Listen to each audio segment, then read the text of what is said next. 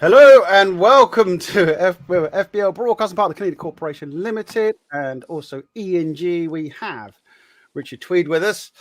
Hello, everybody. I tell you, it's been a mad weekend. My equipment has never felt so abused ever, mate. How many times did that ball hit my equipment, my laptop, yourself? I know. Oh. They weren't happy with us this week, were they? The kids and the teams and stuff. It was. Yeah, we'll get stuck into the ENG Youth Netball Premier League in about 45 minutes time. But yeah, it's getting tense out there in the Youth Netball Premier League world, and there's so much to play for, and the enthusiasm and the teams wanting to win is just going to another level. But this is why it was created, to give those teams the opportunity to embrace good, healthy competition. And but unfortunately, me and you are getting beaten up now during the. You wouldn't expect it, would you? I was I know we're going to talk about this a little bit later, but you just sat there on the laptop, and all of a sudden the ball was like, the laptop is, and you're like, mate. It's like, well, the frame come off your laptop, so but it was all good. No damage. But welcome everyone. We're here earlier than expected because we are doing the live draw of the ENG Netball Cup knockout series. The reason why we call it a knockout series is because when you get beat, you get knocked out, and that's it. Someone had a go at me about that once. They said you shouldn't call it a knockout, and I was like, well, really? No. I said Friday fight night, but just to reflect the knockout cup, as in boxing and knockout, and just trying to tie it all in. And then they said, "Oh, you can't do that." And I was like, "I'm just playing with the words. Just leave me alone. Let me do what I do best." Right, do you want me to put a link in there so we can invite people to the show? Shall we? Yeah. If it'd be great if anyone in there and you've got your parents' permission, if you want to come into the room, parents' permission, you can do and share the experience of kind of what team you get. So then we can ask you questions about what you think about the game. So if you're brave enough to come in and share the experience with us, you can do. So the link's gone into the comments. Just click the link. You can go into our holding room and we can potentially bring you in. If you just let us know in the comments who your team is as well, that will help, because then we would know exactly when to bring you in to the draw. But let's get going. Hopefully, can I just add one quick thing before we get going? It will bring you into the back end where I will have to bring you in, but then all 100 of you go in straight away, because that could be quite busy. Right, go on then, mate. Let's get this going. So it's a netball draw, yeah? For the it's the it's the ENG under 13s, under 15s netball cup, and like I said, it's a knockout competition, but all the teams get 2 games at least. So if you lost your first round game, you still advance to the round 2, but in a separate side event, or just a separate competition, which we call the ENG Shield, Netball Shield.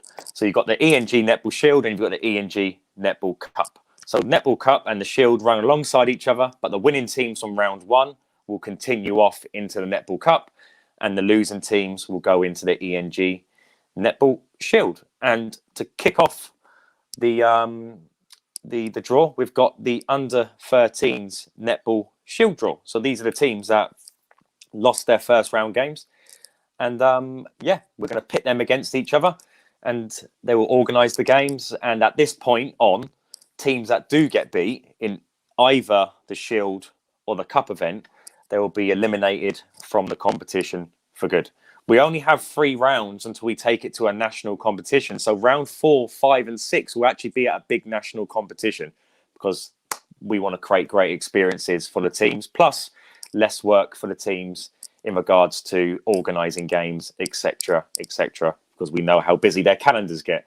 So it's easier if we just combine it all and get everyone to come to an ENG circus, which we love more than anything in the world. So the first draw we're going to do is the North draw. So the North, the Northwest, Yorkshire and Northeast have all now come together. So we have these 6 teams in this group. So we've got DNA Netball Club, who are number 1, Newman under 13s, number 2. Chester Netball Club A, number 3. Newman under 12s, number 4. Durham Palatinates, 5. And Palinates? East Right Palatinates. Correct us if we're wrong. Okay. East Riding Diamonds, number 6. So, and if you're watching nice. live, put it in the comments. We're watching live. This is us and who you are. There you go. So, we're getting there in regards to the equipment we use. So I've got a kiddies cup here today, and kind of a fish bowl. The fish is in the sink as we speak. I was going to say, is the fish in the toilet or the sink? Where is it? It's in the sink, and I'll put it back in safely when once I'm done. Oh, there we go. So he's joking, but he's not. So what I'm going to do, I don't know, maybe I should show people so they don't think I'm cheating. Yeah, mate, so you've got to show the camera. Look, you can see it all. Come on, show us on the camera. Make sure you do it properly. Oh, yeah, there we go. So here we go. We might be hand twins. We might be hand twins. Look, the hands look the same. There we go. Here we go. The first ball coming out is that way. Number 3. So that's Chester A. If I just put it there. One day we might have it. I might get a studio. Who knows? What do you mean? You know what? That's something I'll work on. Here we go. And they're playing number 1. Number 1. DNA. So Chester, you're at home to DNA. So the teams that get drawn at home have priority in regards to where the games are held. If they choose to go somewhere else, it's up to them. But home teams, you have priority when picking the venue. So Chester will take on DNA. Mate, my system's not updating. What's going on? It's not updating. That's all right. We'll just keep reminding everyone what the draw is. I've done that silly thing again, and which is I'm thinking it's a 9 when it's a 6. There we go. There we go. So number 6, East Riding Diamonds. They lost to. I'll give some as much information as I can. So they lost to Sheffield Concord in the first round. Fixed it on the fly. Look at me. How good am I? And they're playing number 5, Durham Palatinates. Say that again. How's that go again? Palatinates. And we should have like a same team against the same team here. So Newman under 13s. What number? And number 3. Sorry, no, number 2. Number 2. Okay. That's still Newman. Yeah. Number 13. Yeah. Sorry, everyone. And they'll be playing number 4, which is Newman under 12s. Oh, a little bit of a derby there then. Okay. Oh, lost the camera, mate. Oh, yeah. Careful there. It's the excitement. It's the excitement. That's what it is. It's the multi-million-pound studio. I just haven't got it up to standard yet. Up to spec. Okay, so the second round 2 of the ENG Netball Shield is Chester Netball Club A taking on DNA, East Riding Diamonds taking on Durham Palatinates, and Newman under 13s versus Newman under 12s. Newman, if you struggle to organise that game, that's going to be, one of the hardest things to accept. Yeah, we were busy. There you go. I get an email. We can't get this game organised. So, really? What's going on? Right, are we moving on to the south now? South, yeah, we'll move to the south. Let me just update the system, my friend. All this. Don't forget to comment on in regards to what you're seeing. If you like the draw. And if you're watching it on the replay as well, put it in the comments anyway, because we like to reply to messages, especially when they're put on there. That's what it's all for. Let's get this all going. Let's get the talking going. Let's get the messaging points through. Okay, here we go. So we've next up. Here we go. Sheffield Concord under 13s are watching live, ready for the draw. Hello, Sheffield. I tell you, I've sent for many years, I've sent Sheffield emails saying, get involved, get involved. So I'm really happy, Sheffield Concord, you're involved in our competition. So not ones at the moment we specifically organise ourselves. So hopefully you get to come to the ones we specifically organise, and you really enjoy those ones. But you've got to earn the right to get to those ones. So good luck in the second round draw to Sheffield. But let's get on with the Southern Shield draw. So Manor, I'm going to get it up on my bigger screen actually, because my eyes are not as good as they used to be. So Manor Netball Club, they're number 7. Hearts Hornets, number 8. Team Beds, number 9. Stratford versus Ryland is actually playing tonight. So that's number 10. So we're going to find out tonight. Hang on. I think we can go live. Oh, no, we can't. That would be cool, wouldn't it? Well, I was thinking, wow, Martin, that's impressive work tonight. Do you know what? We could. If you're watching this and you're at the Stratford Ryland game, click the link and we can quickly watch it and you can give us an update. How's that?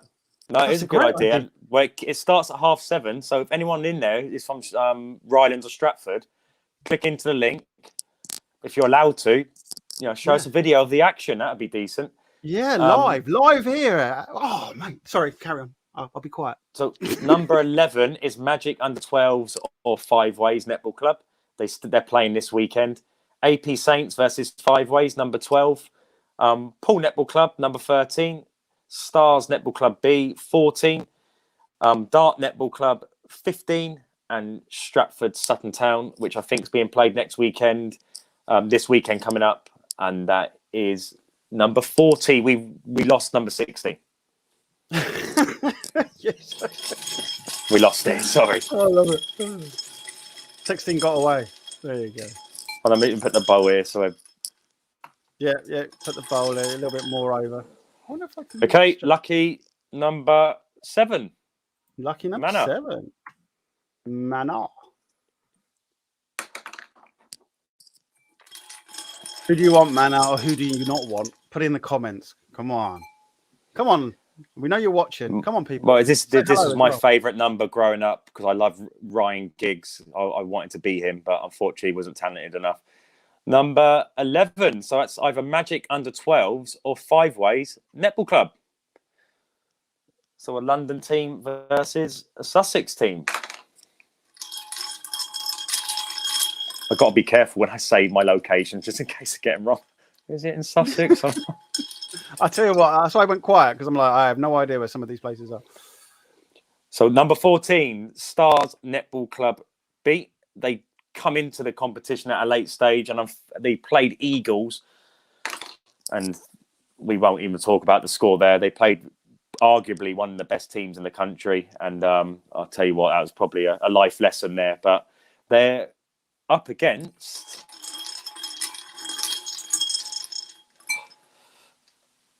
number 12, which is AP Saints Under 12s or Five Ways Pink.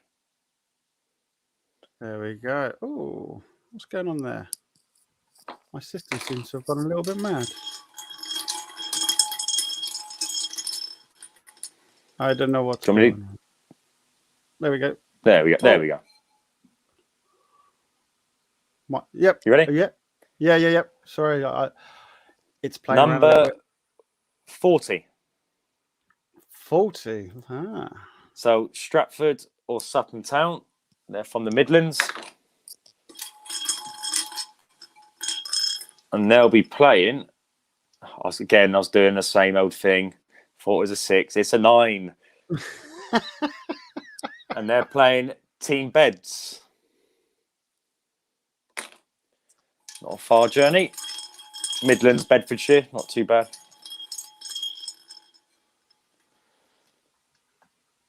Next up, number 8, which is Hearts Hornets.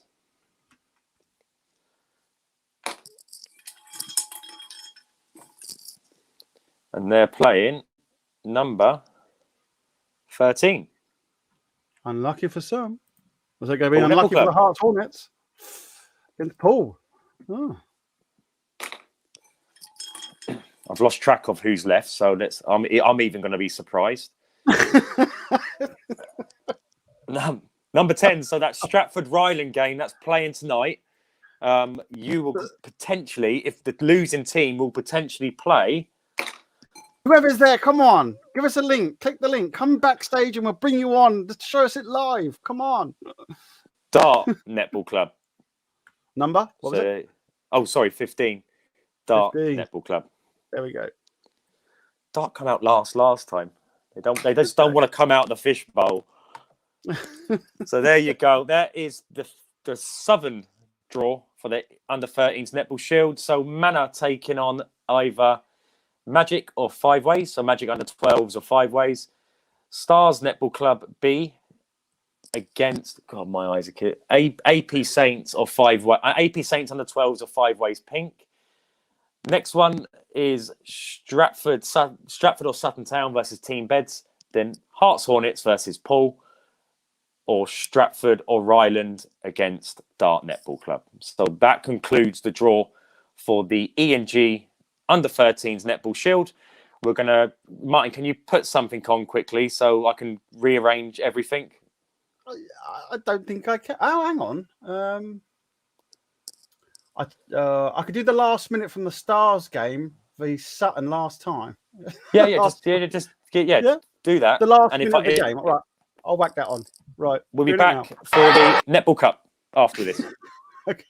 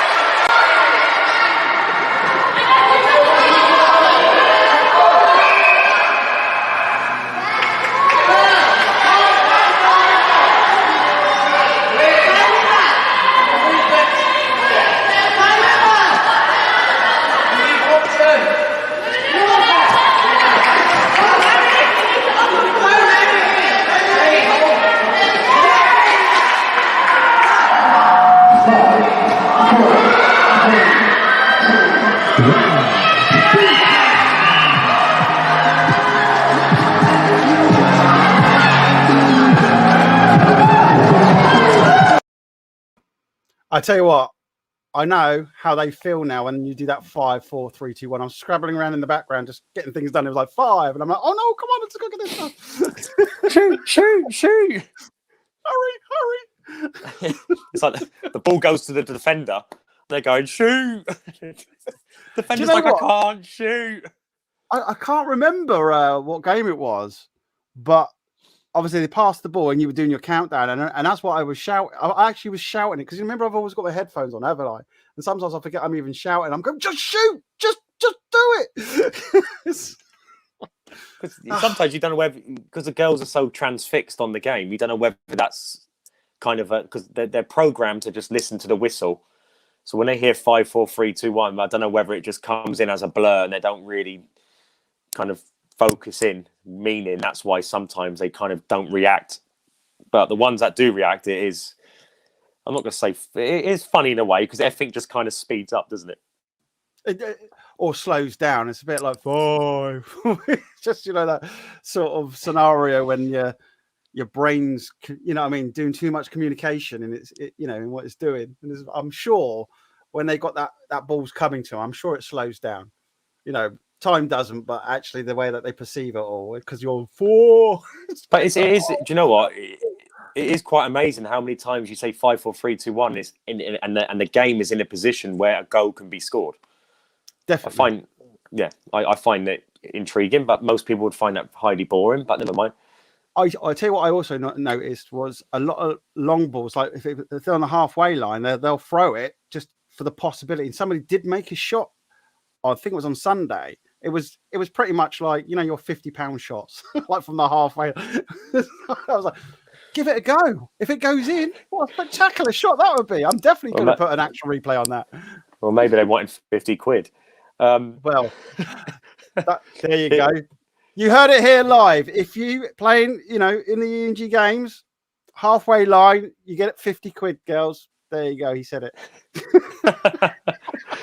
Okay, under 13s Netball Cup. So super competitive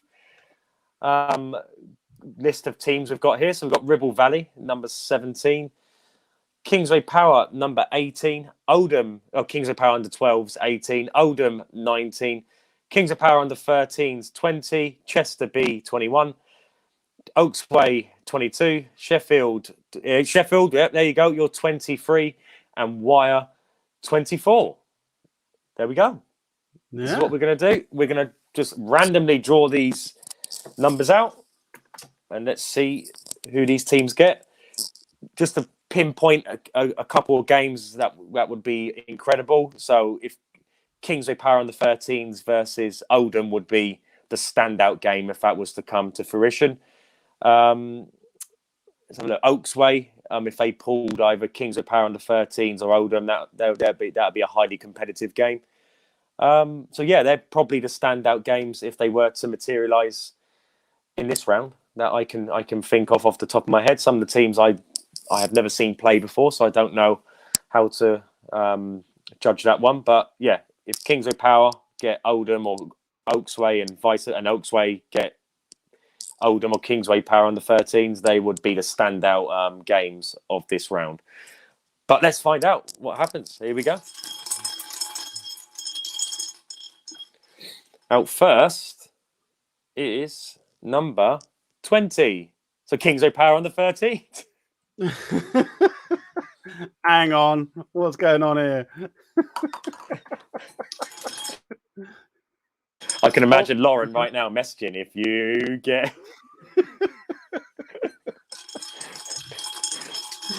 I'm even going to close my eyes so no one can tell me I'm... Yeah. Hang on. Bring that bowl. I was going to say, bring that bowl further into the picture. There you go. They'll be playing number 17, which is Ribble Valley. Ribble Kingsway Valley, Power how are you under feeling? 13s versus Ribble Valley. Tough game there. That is a tough game. Good luck, Ribble. Good luck, Kingsway. Next out,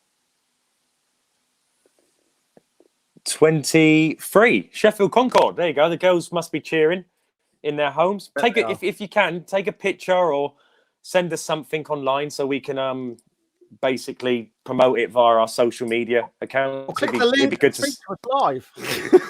Come join the show. Sheffield Concord girls, if you have permission from your parents, click into the link. When I take out the next team, that's the team you're playing, and let us know what you think. But are they watching it all together? It said here, watching live, ready for the cup draw. Oh, just Joe Morgan. Right, okay. I thought it was the whole team. Okay. Sorry, is the right... Sorry, mate, it's the right games, isn't it? Yeah. The machine is... it's not like in this new configuration that I'm doing. I have to click a refresh. Just reload it. There we go, mate. Sorry about that. Yeah, well spotted. So, Kingsway Power versus Ribble Valley. You've got Sheffield Concord, and they'll be playing... I wonder who they want to play. They'll be playing number 19, Oldham. Oh.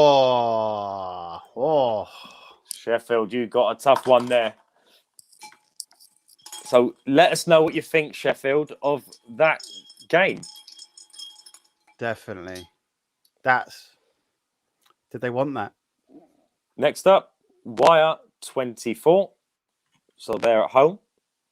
They're our wild card entry after we had an odd amount of teams and they were the best losing team based on goals scored. So they got put into round 2 of the cup event to even things up. And they'll be playing number 18, Kingsway Power under 12s. Kingsway again. Oh, what have I done? I broke something, Richard. What have I done? I don't know why it's done that.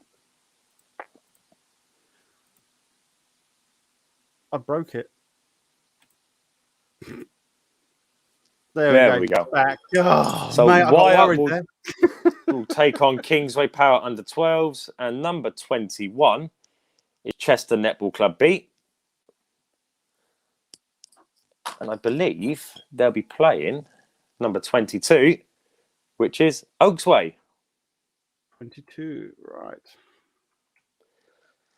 So those big games I spotted, none of them materialised. So Kingsway Power under 13s taking on Ribble Valley. Sheffield Concord taking on Oldham. Wire Netball Club taking on Kingsway Power under 12s. Chester B taking on Oaksway. So that's the round 2 of the under 13s Netball Cup northern section of this cup competition. So good luck to all those teams. And again, just comment on what you are seeing. Are you happy with what you're getting? Oh, interesting question. We're moving on to the south now, aren't we? Yep, we're now going on to the south. So hopefully I'll be able to give some feedback on. Come on, people, let us know in the comments. Come on. There we go. Oh, AP Saints 25 ways pink. There we go. Yeah, so here we go. Magic under 13s 25, CD Phoenix 26, Beacons 27, Stratford or Ryland. Again, remember that's being played tonight, so 28. Magic under 12s are 5 ways, 29. AP Saints under 12s or 5 ways pink, 30. AP Saints under 13s, 31. Eagles 32, Stars 33, and Stratford Saturn Town 34. So if I was to pick some standout games from this round, AP Saints under 13s versus Eagles would be a massive game. CD Phoenix Magic under 13s would be a really tough game for both clubs. But most teams, I can imagine in this draw, would want to avoid Eagles in particular. The champions last season of our Youth Netball Premier League. What's that? What about Stars? Stars are a good, solid team, but like most teams, they'd want to avoid Eagles. I don't know too much about their under-13s team, to be honest, to kind of give an opinion on what their capabilities are. But I can imagine they believe they can take on the world, so we're going to find out. As we chatted to Luke last week, I just thought, actually what he said and everything, it'd be interesting how they're playing. So there we go. Right, ready first for you, one sir. out. 32. Eagles. 3-0. No, 32. 32. I was going to say, that's not what I got on my system. There we go.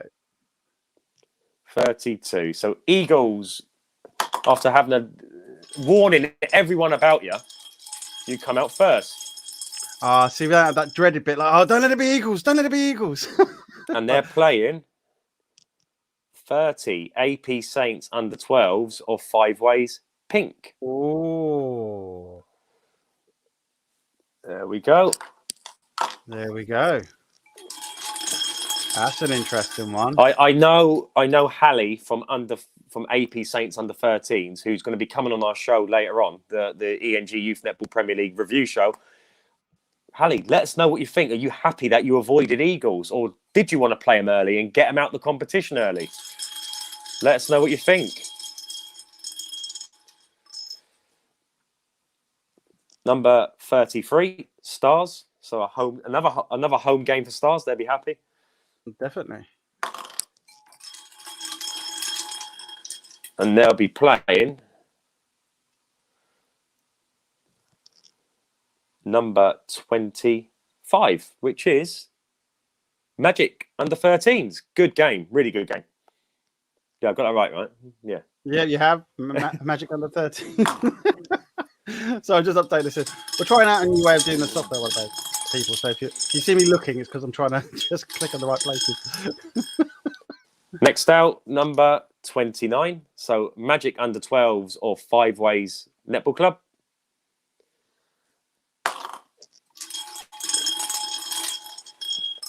And they'll be playing number 31, AP Saints. Good game. Really good game. If 5 ways win that one, which probably will, and Kiana, who's coming on later, will probably admit to that because that's a tough task for their under 12s team. What a game. 5 ways versus AP Saints. Shame we can't be there televising some of these.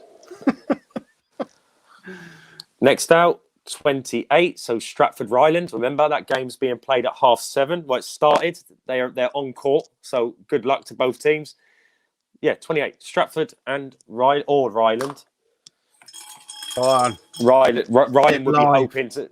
Well, they'd be hoping to bounce back because they didn't have a very good day at the league at the weekend. So, someone's just put in stars. We're coming for you, Magic. That's what. Go on, Molly. That's it. Yes, let's begin. Let's get those comments. Come on. Okay, Stratford versus Sutton Town, 34. What's happened to those teams again there, Martin? Mate, this the new update on the system. That's what it is. Let me just reload that. There we go. So they'll be playing 34. Stratford, Ryland.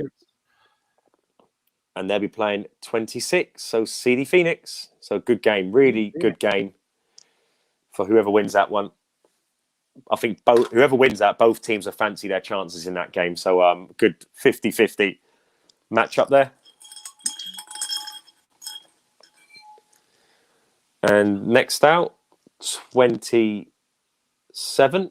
So Beacons Netball Club, another home game for them.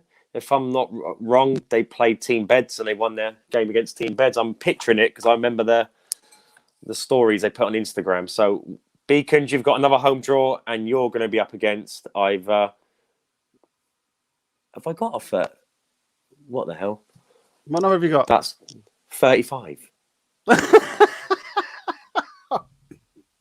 So what team has not been pulled out then? Right, let's go down the list. Magic on the 13s out, CD Phoenix out, Magic there, AP Saints ways. So it's Stratford and Stratford and Sutton Town. Oh, Sutton Town. No, there you go. Yeah. That's what it was it? 34. Well, it's 35, but we'll say you're 34. So Stratford or Sutton Town, you'll be playing Beacons. Come on, people, just let me off, please. Don't no emails. I don't know emails, please. Oh, just put it in the comments. So let's go through the people who are used to me now. Should expect that, though, to be honest. So Eagles. It's been a mad weekend, hasn't it? And obviously today's been a bit of a nightmare. No, there's no excuses putting the wrong numbers in, but it works itself out. I'm trying to help you out here. Do you know what I mean? If you don't want my help, fine. No, I don't like excuses. So Eagles will take on AP Saints or Five Ways Pink. Stars will take on Magic under 13s. Magic versus Five Ways or AP Saints. No, or against AP Saints. So Magic or Five Ways against AP Saints. Stratford or Ryland versus CD Phoenix. And Beacons versus Stratford or Sutton Town. So that concludes the draw for the under 13s Netball Cup Southern section. Give us a couple of minutes and we're going to come back for the under 15s one. Oh, right. Okay. Shall I put on? What shall I put on? Shall I put on? Let's have a look. I haven't got much, but sorry, I just have to click on the right button. That I probably won't do. Shall we do the 1 minute left of, was it Clan versus Paul? I think it was. I'll put that on. Yeah? Yeah, why not? Go ahead. All right. Let's go, girls. 4, 3, 2, 1.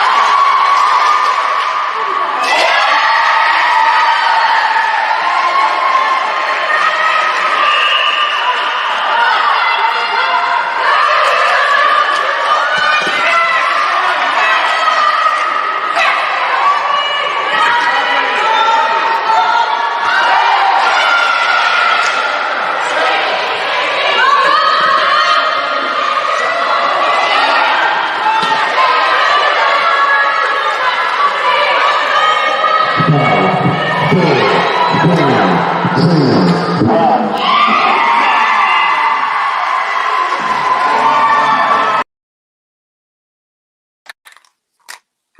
ya. Right, the back. Yep. That So, 5-4-3 here we one still go. got me again. So right, the under 15s So we- netball shield. Okay, under 15s netball shield.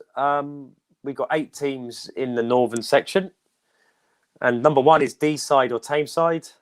Ribble Valley number 2, number 3 Oldham, number 4 Wyre, number 5 Newman or South Ribble, Kingston or East Riding Diamonds number 6. That game's being played next week.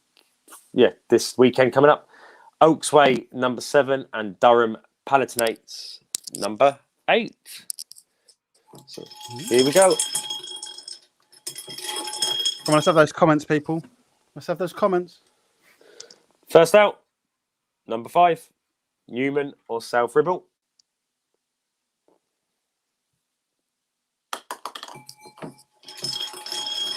The suspense. The suspense. And they'll be playing number 6, which is Kingston or East Riding Diamonds.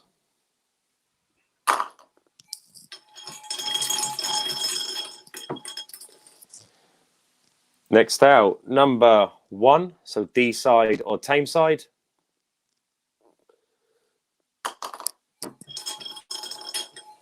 Who do you think they don't want? I don't know, not about some of these teams, so probably Oldham. Okay. Number 2, which is Ribble Valley. Go. Ribble. Then number 4 is Wyre. Number 4.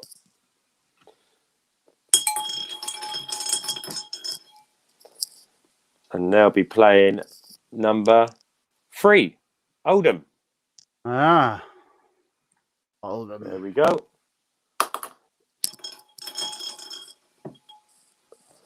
Number 7, Oaksway. Number 7. Who's that going to be unlucky for? Finally, they got a close little game here, so I don't think they got to travel far. And they'll be playing Durham Palatinates.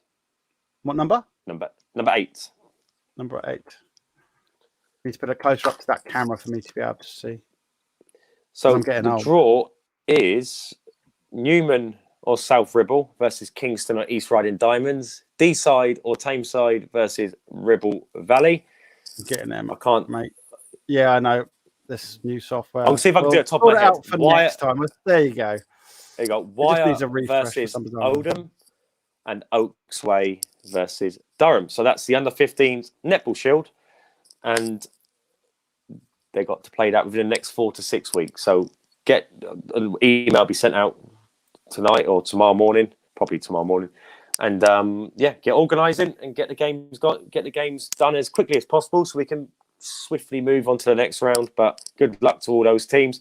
Martin, stick a video on for 1 minute. It's got to organise the numbers because they're in the previous numbers order, which is wrong. So Okay. Brilliant. I'll we'll go with, here we go. There we go. We'll go back with the stars.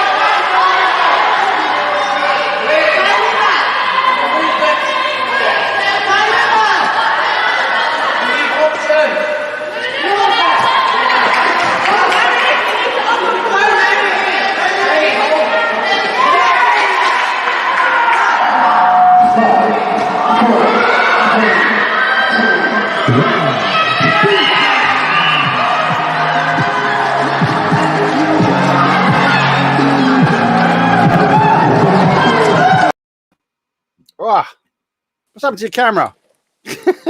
I'm just coming. I had to quickly. I need you to potentially train something. So I got a message of fire draw tonight, please. Our team.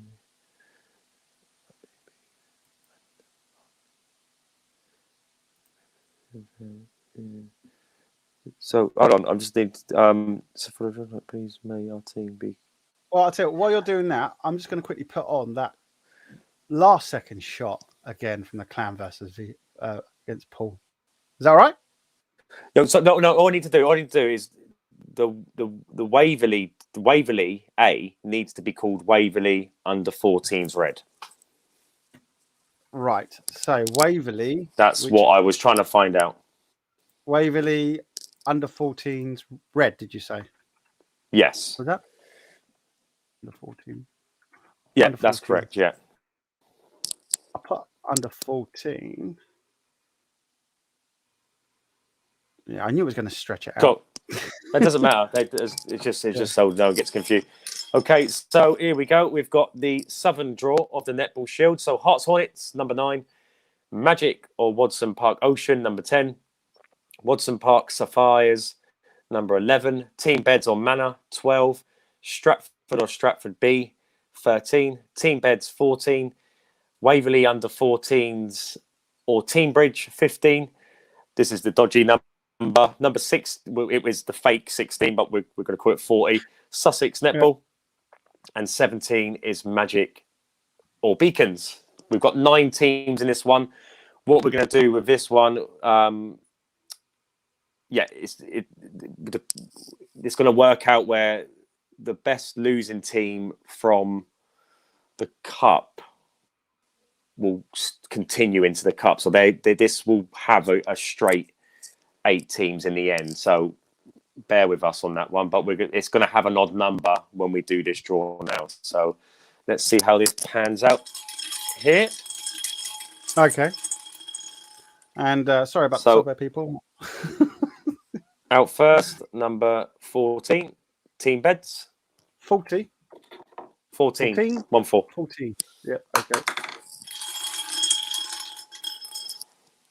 And they're playing number 17, Magic or Beacons. Ta-da.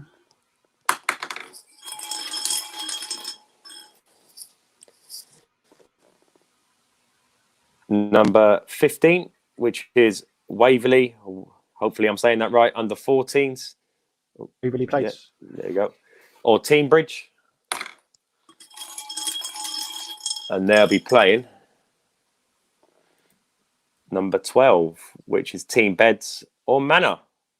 Oh, it's gone again. There we go. Number 40. And that 40. is Sussex Netball.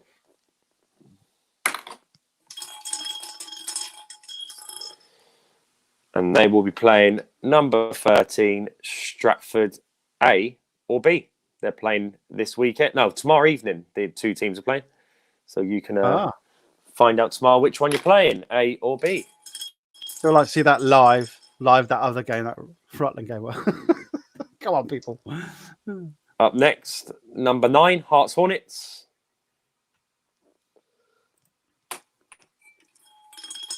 And they will play number 10. 9 versus Magic. 10. 9 versus 10. Magic versus Wadson Park Ocean. And the last one out, and you're going to have to wait a week to find out your team. It'll be Wadson Park Sapphires. Number? Number 11. 11. There we go. There we go. It's weird. Everything's opposite, isn't it?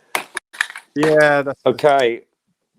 So the draw: Team Beds versus Magic or Beacons. Waverley under 14s or Team Bridge versus Team Beds or Manor. Netball Club, Sussex Netball playing Stratford A or B. Hearts Hornets versus Magic or Wadson Park Ocean.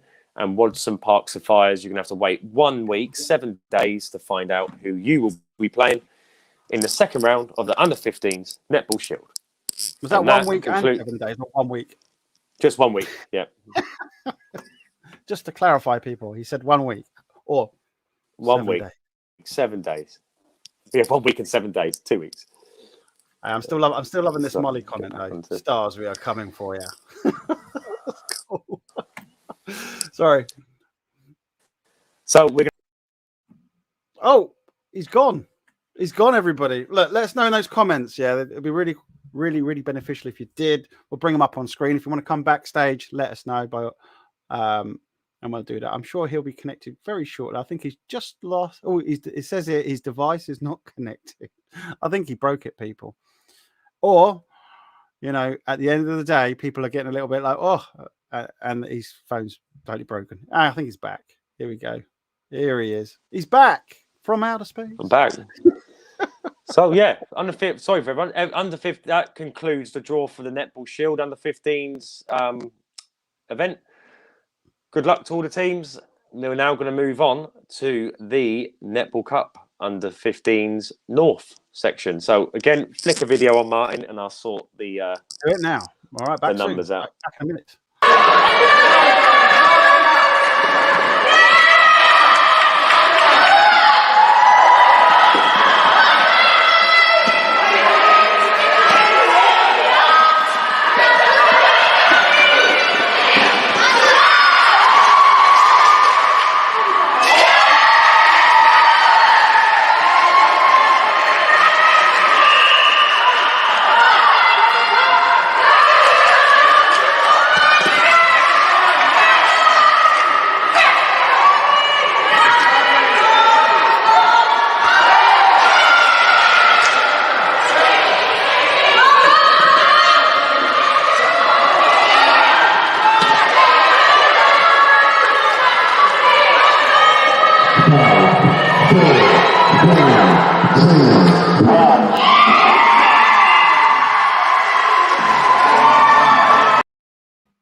Oh, that cut straight to us.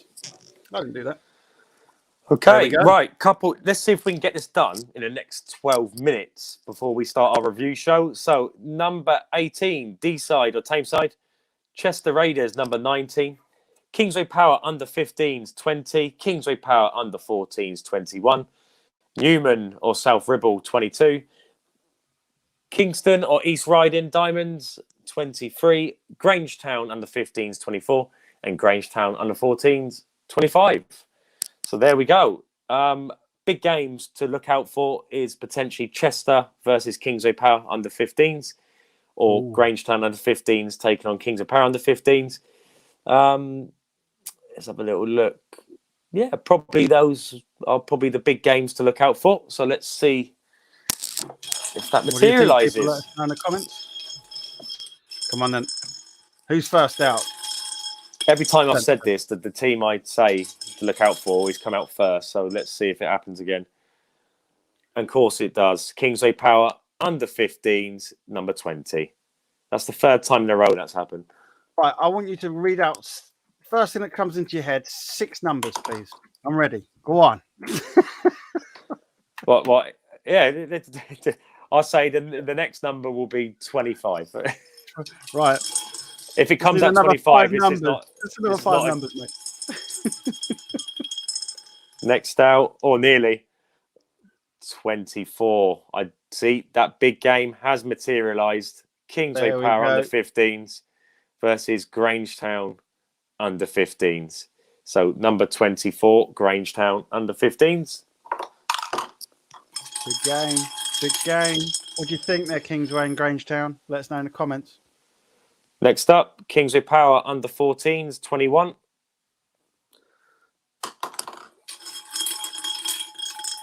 And they'll be playing. It's all right. Oh. You just go on. It's all right. Carry on. I'll just tell that to I don't know who reload. 23 is. 23. That's right. Is Done. Kingston or East Riding Diamonds. So Kingsway Power Under-14s will play Kingston or East Riding Diamonds. Sort the software out for next time, Richard. Don't worry. It's brand new. What can That's we say? all right. It's got his little bugs in it. Next up, well, you know what? The audience are probably just pleased that they get to see the draw being done. I mean, this is Number- fantastic. Go on. Number 19, Chester Raiders. No, 19. And they're playing number 18, D-side or Tameside. Here we The go. next round. 25, so Grangetown under 14s. And they'll be playing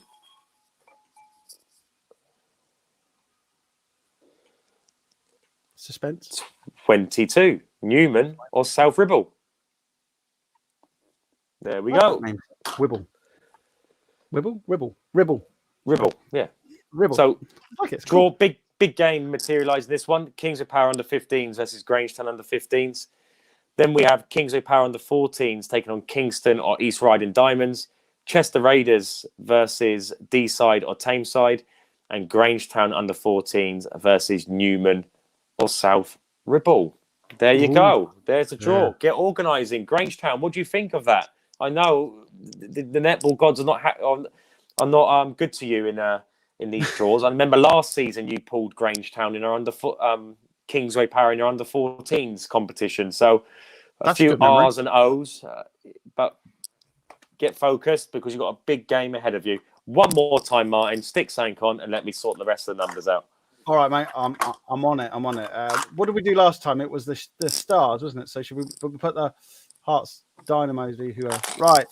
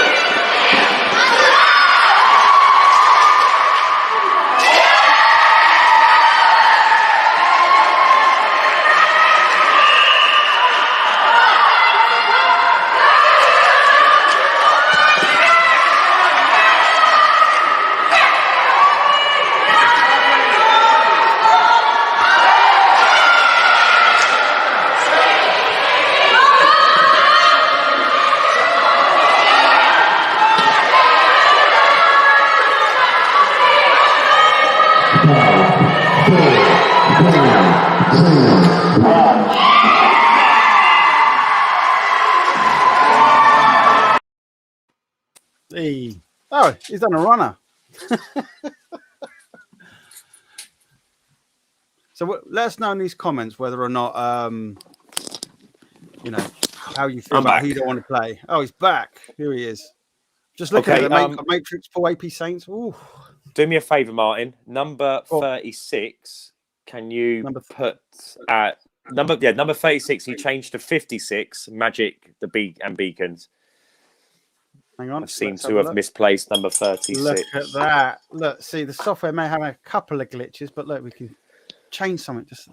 By the way, I wrote okay. Hold on. Let me get some appetizer. Yeah, I'm gonna need a coffee, I think, afterwards before we get into this review show.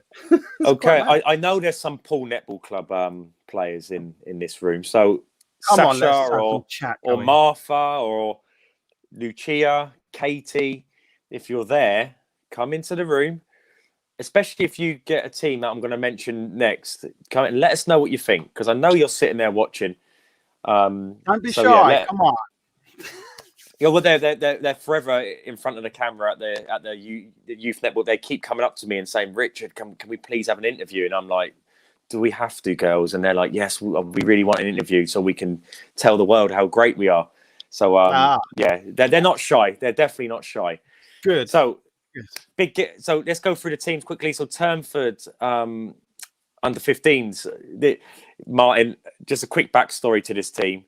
Go on. This is the team that had that crazy moment, and if it wasn't live streamed, we would have been lynched. Well, I would have been lynched because the scores were wrong in the national finals. Remember, the score takers were coerced into changing the scores. Wow, yeah. We stopped the live stream as well, didn't we? Because we stopped the live stream. Yeah. We stopped the event, and I'll tell you what, without the live stream that day, I would have been in some serious problems. This is that Pacific Turnford team that were involved in that. Oh, yeah. that will go down forever and more. That was such an epic moment, I think, in what ENG. I think we've lost him again. No, he's back. He's back. And what happened? That was epic. And obviously you were right. It showed you were right, wasn't it? So. Well, we were right along, and again, unfortunately, the score takers on the day were led to believe they were wrong when they were right. But it doesn't matter. With them high intense events, there's so much emotion in the room that, you know, with some people, we all forget ourselves sometimes. No one's perfect. But in the end, with the live stream, we corrected it. And in the end, Turnford went to the final against Tameside and lost. But this is that term. So welcome back to the under-15s, Turnford. Last time we saw you were under-12s. So number 27, Magic Watson Park. Yeah, Magic or Watson Park Ocean. Who are they? Yeah, that's 27. Sorry, I was thinking. Number 28, you know these very well, Martin. This is Turnford under-14. So any Turnford girls in the room, let us know and just have a chat. Tell us what you think about your draw. I'll bring it up on screen. Then 29 is Team Beds on Manor. 30 is Stratford A or Stratford B. 31 is Matrix. 32, Paul Netball Club. AP Saints, 33. Waverley. Yeah, this is their under 15s red. But yeah, so Waverley, this is your under 15s red. No, that's I think Brown is ready to come on, mate. By the way. No, sorry, Martin. Waverley, this is their under 14s against Teambridge. That's got to be decided at the weekend. Right, Waverley Vipers B is actually their under 15. So thank you for correcting that for me on Instagram. And Magic. Do you want me to change that now? Do you want me to change that now? Yes, please. So number 35 to Waverley under 15s.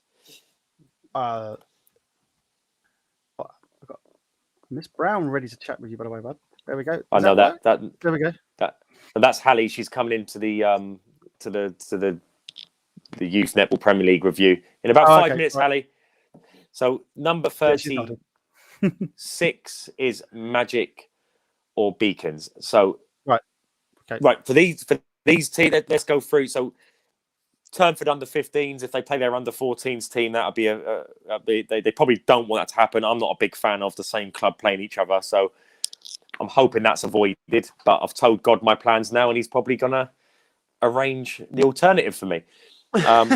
You've got Paul Netball Club under 14s. If you look into the ENG world, they've had so much success, a superb team. So playing at an under 15s level will not faze them. And if they put out Turnford under 14s, I've said it before, it's the biggest rivalry, I believe, in youth netball currently. So that's probably the biggest game you're going to get in this next section. Paul against Turnford under 14. So let's find out. Paul and Turnford again. Oh, right. We are ready. So first out, 35. So Waverley under 15s. Yeah.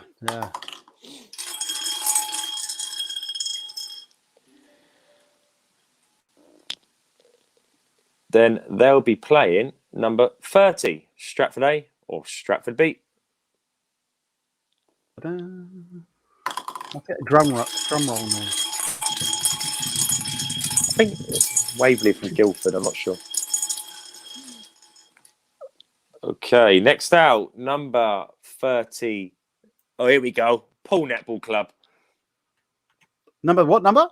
32. Oh, I thought you said 30. I was going to say, hang on, that's not Paul. Oh, I told you the big one will be 28. Let's down the comments quickly. Who do you want to be? Who do you not want it to be? Oh, it's 26. Turnford under 15s. Whoa. So equally as competitive. So that's a tough one. That's a really tough game for both teams there. Definitely. Next out, number 33, which is AP Saints.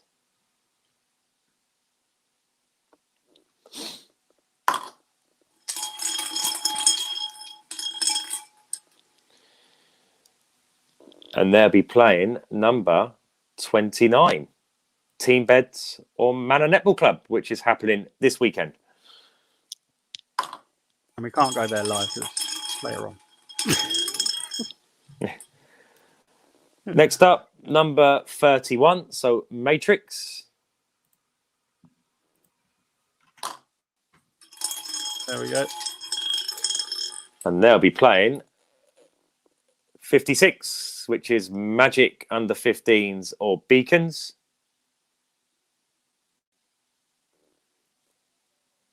Yep, it's on that. Cool.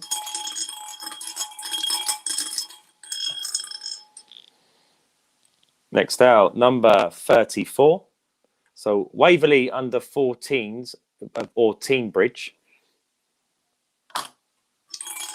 We do have an odd number in this one. So the best losing team based on goals scored will advance to the next round.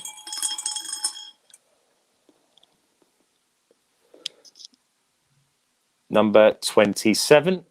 So Magic versus Watson Park. Magic under 14s versus Watson Park Ocean. And out last, but not least, Turnford under 14. So you're going to have to wait to find out. I think you'll be able to find out in 7 days. By the end of the weekend, you're going to find out who you're playing. So Turnford, all that build up, and you come out last. So there we go. So the draw, Waverley versus Stratford or Stratford. Poole Netball Club taking on Turnford under 15s. There's easily the standout game of the draw in this section. AP Saints versus Team Beds on Manor. Matrix versus Magic or Beacons. yeah. Waverley under 14s versus Team Bridge. Magic or Watson Park Ocean versus who are they playing? I can't see it. Turnford. No. Oh, sorry. No. You got Waverley. Sorry. Waverley under 14s. Sorry, I'm getting all confused. Waverley or Team Bridge are playing Magic or Watson Park. Magic under 14s, I think, isn't it? Magic under 14s, yeah. Well, yeah. So and Turnford under 14s and Watson Park Ocean. Yeah, I will sort that out for next time. There we go. All these long wordings. I don't know. There we go. Did Waverley number 35? Yeah, they come at the top. Yeah, of course they did. I was sitting there thinking. I was like, don't laugh up now, mate. I know. I was thinking I've got to redo that draw again. And everyone will be thinking, no, you've just. But yeah, that is the draw. Thank you so much for watching. We're going to take a couple of minutes break. We're going to now move into the ENG Youth Netball Premier League review. We've got a lot to talk about. We had a massive weekend where the leagues are now well poised for a grandstand finish to the season. So we've got guests coming in. We've got Hallie Brown from AP Saints, and we have Kiana, head coach of Magic, also coming in to have a chat with us. So we'll see you in a couple of minutes. All right. What did I say? Ron VT.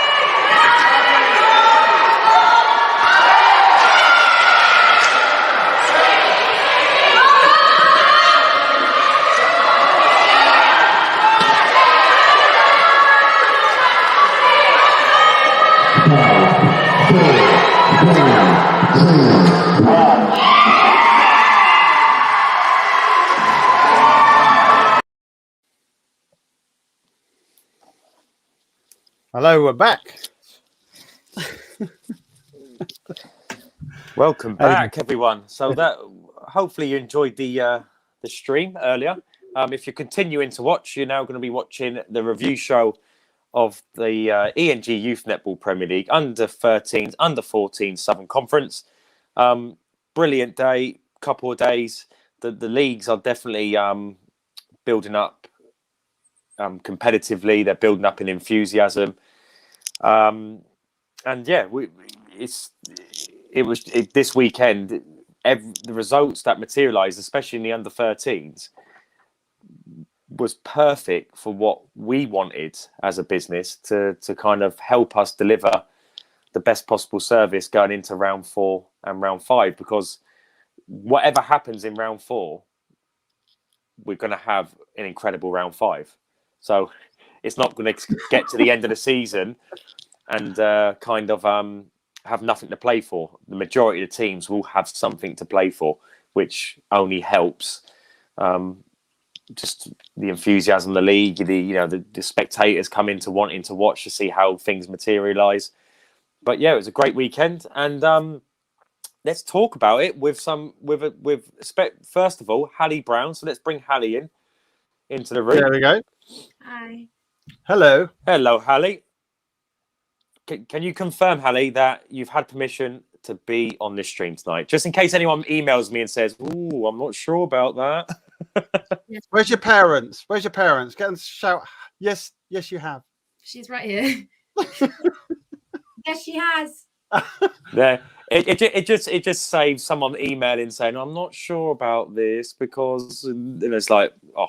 So Hallie, anyway, you played you're sponsored by ENG Sports as one of our elite performance athletes. You played in the league this weekend. You won 2 games, some really tough games. I think one of the games in particular against Magic was a lot tougher than you probably expected it to be. Remind me, who was the first game you played against? 5 ways. Yes, that was it. Yeah, 5 ways. It potentially was, again, a really tough game. I know you've played them in the past and had some really close encounters of them. So, in theory, getting past that round was important for your team, wasn't it? Definitely, yeah.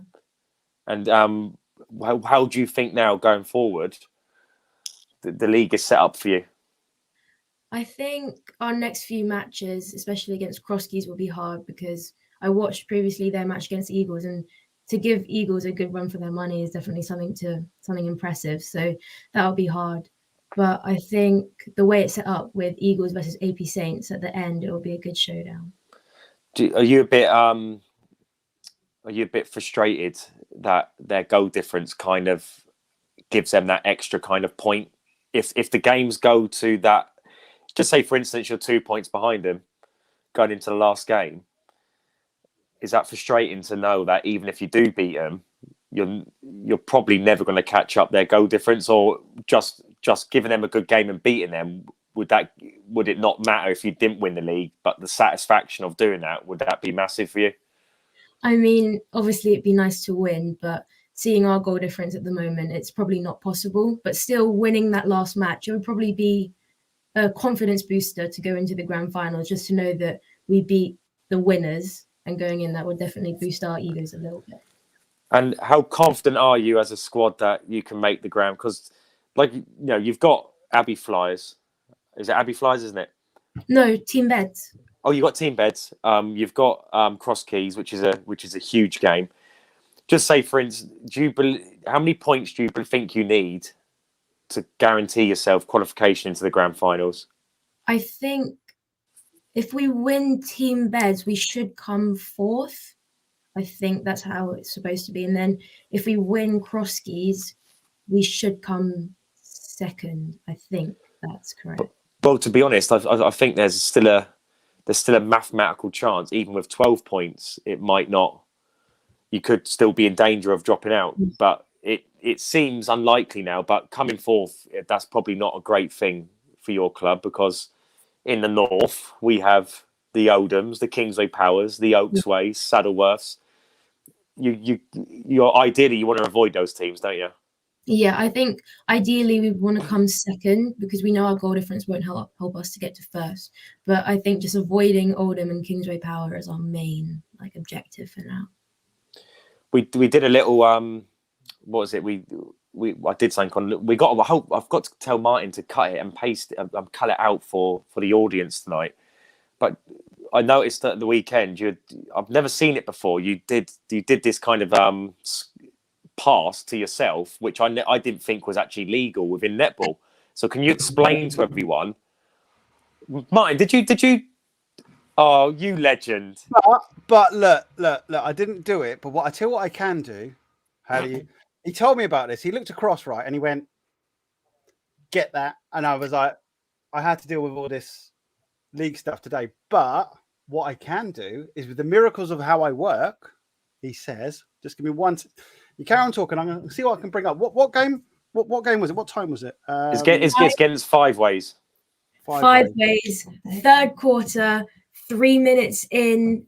No, 3 minutes to go. Oh, cool. Right. So hang on. Let me write this down. So we've got Q3, 5 ways, 3 minutes to go. Yeah, 3 minutes and 40 seconds to go.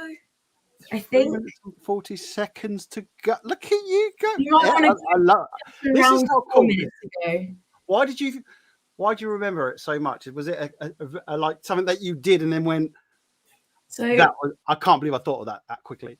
On my Instagram, I do highlight reels, so I have to go through and screen record the videos of what I think is worthy of putting in the highlight reel from the FBL homepage, where you watch the videos. And I specifically remember that one because Richard talked to me about it after. See, this is what the live streams were. Right, I'm going to disappear and quickly find that for you. You two continue on, right? Yeah. So, Hallie, again, I thought that was illegal what you did. And I had to say to the umpires, can you do that type of things? I've never seen it in 3 years, but I love that type of stuff because it reminds me of when I used to play on the streets and you had freedom to kind of express yourself without any coach telling you couldn't do it or your parent telling you. And for me, that was a bit of street ball there. So explain to everyone what you did and what inspired you to do it. Well, the post is basically an 8th player in netball. If it hits the post, it's still in play. So if you have a back line, even if you're on the court, you can just throw it to the post and that will regenerate your 3 seconds.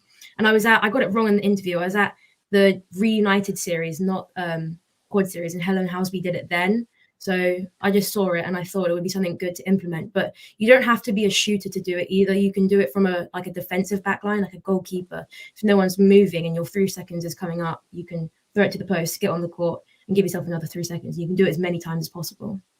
I'm surprised then why that's not done more often. Is it a confidence thing, or do people not actually know about this? Yeah, I don't think it's a confidence thing. I think it's just people don't know, because I remember the first time that my coaches told me about it wasn't even that long ago, but I had known about it before. You've never known about it? No, I have, but my coaches only taught it to my team recently. No one else has used it, but I saw it at the Reunited series.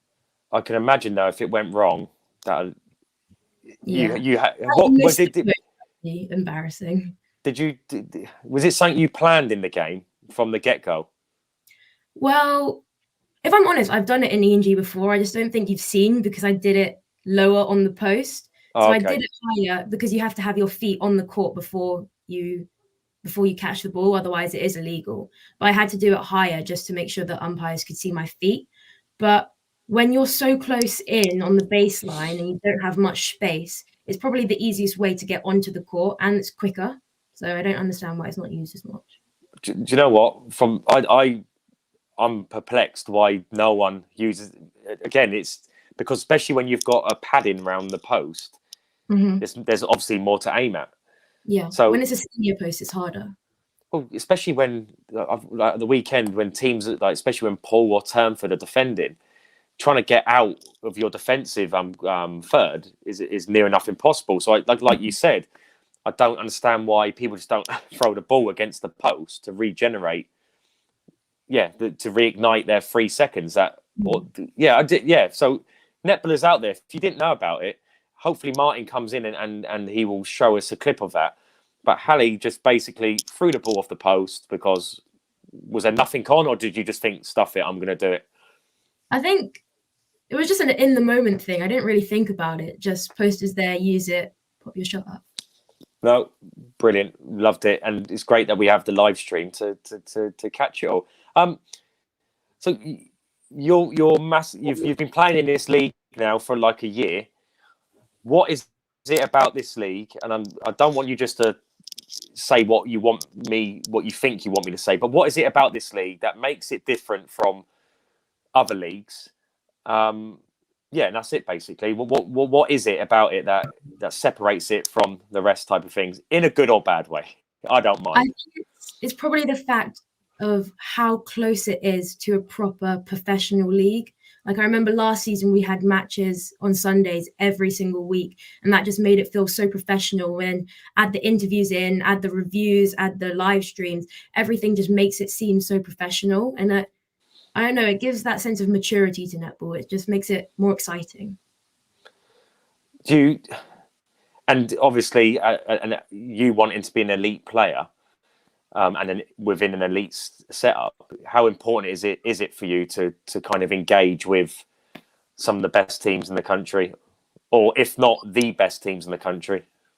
It's definitely important because I know, because this league isn't just an area kind of league where just the teams in that area go and play. It's like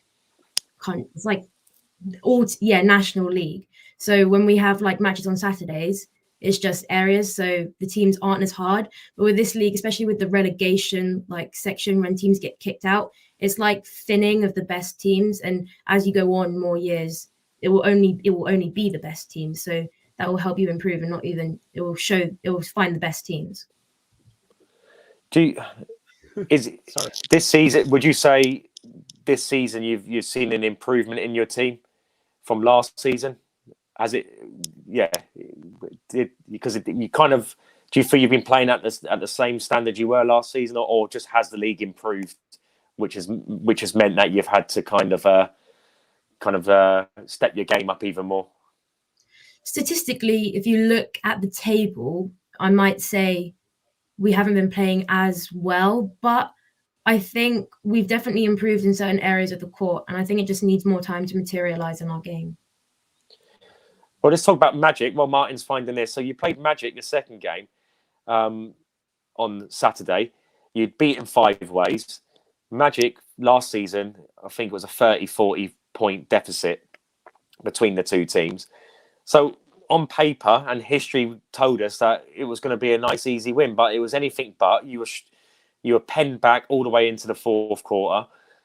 The atmosphere was lively, to say to say the least. And again, I think it all just boils down to passion and people just wanting for everyone to do their best and whatever. But yeah, does that kind of prove to you that this league has definitely improved teams like Magic? Definitely. I mean, I remember last season, Magic, they had completely different players in completely different positions. And I think the way that they've moved around the positions, I remember their center has now moved to goal shooter, and her shooting is incredible, especially for someone who's so quickly moved positions. And I think I follow them on Instagram, and I love the way they show what they're doing at training as well. And I love their coach sitting on the Kiana. She's always shouting positive things, and I definitely think that helps them in the long run while she's giving them improvements on the court. I definitely think that's where they've improved. All right, well, tell us this then, Hallie, from your perspective on the court. I played high-level football, and spectators or anyone never bothered me. I was in my own little world. When Kiana is throwing information out to her team, does it bother you? Do you hear it? Give us an insight. Are you bothered by it at all? Well, no, because if you think about it, when Helen Housby's in the copper box and there's 1,000 people screaming her name, shouting, she can't let that get to her head when she's shooting. So sometimes 10,000 people watching her. Exactly. So if there's one coach on the sideline cheering her team on like a coach is supposed to do, I don't really think you can complain. You just have to get on with it. But do you actually, does it register in your brain that this information is coming? Because again, I think when you're in your zone, you're able to kind of switch off noise. You're able to switch off certain things to kind of focus on your job. Does it? Again, do you actually hear this? Do you actually hear it? And during match play, or is it more just a blur to you as you're playing? It's definitely a blur, especially when you're shooting. When you like bend your arm just to. There we go. We found it. Sorry, Hallie. Martin just found it. Do you know what? I didn't notice that until obviously you said. So, right. Oh, you got to love a live stream. Rewind just a little bit. Yeah. Here we go. Okay, everyone. Here we go. Here's what you've all been waiting for: the premiere of Hallie throwing the ball against the post, using it as the 8th player on the court. So here we go. So this is against Five Ways. I'm sitting there thinking, what, on the score bench, thinking, right, who's she gonna pass it to Mary? So, Hallie, talk us through what you're thinking right now. I don't know. Just doesn't look like there's much movement, so just use the post, I guess. So Mary's got basically if it had all gone to pot, you'd have blamed Mary for not moving. No, but Mary, I've used it before. Mary knows what I'm doing. She doesn't have to move, I guess. So here we go. So Martin, play it. Should I put the sound up as well? Just add a little bit to it. I don't think you'll be able to actually hear the sound. There we go. Go back, Martin. Go back. Just a little bit, isn't it? Go back 5 seconds so we see it whole play out. Oh, go back 5 minutes then. Stuff it. Have I gone back 5 minutes? No, there we go. Hold on, it's coming now. Here we go, everyone. So Hallie's thinking there's not a lot of movement going on. What should I do? Here we go. It's done. You didn't even look, Hallie. I mean, it's just a quicker option, no? I think it's brilliant. I think, why have I not seen this before? Mate, but the point is, you didn't even look. Was it something that you were thinking of just doing? When you're that close, I mean, why would you go out to come back in when you can just stay in? Yeah, but so sorry, if you go on. I'm just going to say, like, look, I'm going to pause it right there. Right, here you go. You're going to walk on right now. Obviously it's off camera. So have you already surveyed, seeing who's marked, who's in what position, or is this where you're going? I'm just going to go and do this. Well, if you look around the circle, their defenders are on their inside. It's a bit of an easier tip. But why would you go out and risk it getting tipped when the post cannot fail you? The post cannot drop the ball. All right, tip. I think her feet didn't go past the red line now. I think that was a foul. Let's have a little look at it. All right. Look at her face. Are you accusing me of this? It's so quick. Let's just double check her feet jump over that red line. All right, let's do it. Nervous now. Oh, look. You paid the umpire. No. Block the camera. Ready? She's waved to the camera. Yeah, she did. There you go. You're in. We believe you. Is it both feet or 1 foot? What is it? It has to be both feet. That's why you have to do it so high, so you have enough time to get your feet onto the court before you catch the ball. Right. I'm just Hallie, I got you nervous there, didn't I, Hallie? Yeah. Well, I'm going to do this. This is quite interesting.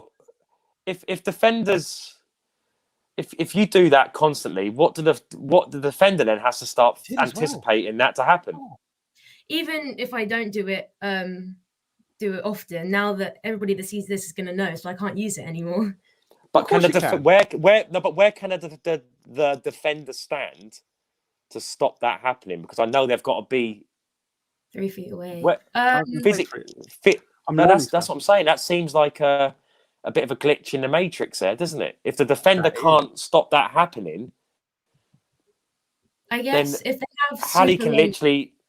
No, what you need to do is you need to anticipate it as a player that they might do that and get ready to jump in and tip it. Yeah, no, but if they're I'm learning stuff, Richard. If they're 3 feet away, there's no way I feel that they can defend that. So Hallie, that was a proper glitch in the matrix there. You've exposed a bit of a netball flaw. Well done. Oh, yeah, you got your hair at first. If the rule changes, blame Hallie. Yeah. Hey, is it going to change for ENG? Because you're not affiliated with the, Netball England. So this is something you could change, couldn't you? No, I don't. You know what? I again, it's for me. There's not enough freestyling in netball. Like if you watch, people don't like the comparison between netball and basketball, but if you watch netball and basketball is a lot of freestyle play, which excites the crowd, and that's why I love 2-point shots. I would bring in 2-point shots because for me, it's a crowd pleaser. Even a neutral fan loves watching a ball fly into a net from a long distance. So, and there was quite a lot this weekend as well, flying in from a distance. Yeah, some great shots. So for me, she's kind of freestyling. She's making the game look more attractive, and she's a bit of a maverick. So we like mavericks here at ENG. So we like it, Hallie. Well done. We're not going to keep you too long, so I know you've got school tomorrow and stuff like that. But before we've got a little debate here. I think I know the answer to it, but a couple of things: noise or no noise. So when you're playing in a competitive game, what gets you going more? Would you rather the room be nice and calm, where the coaches are chilled, the parents are being nice and quiet, or would you love pure utter tribalism, where it's just loud? Coaches don't say, but they're loud. They're giving information to their players, and it's a proper war-like environment. What would you rather play in as a young 13-year-old netballer? Definitely noise, full-on copper box style. Ah, yeah.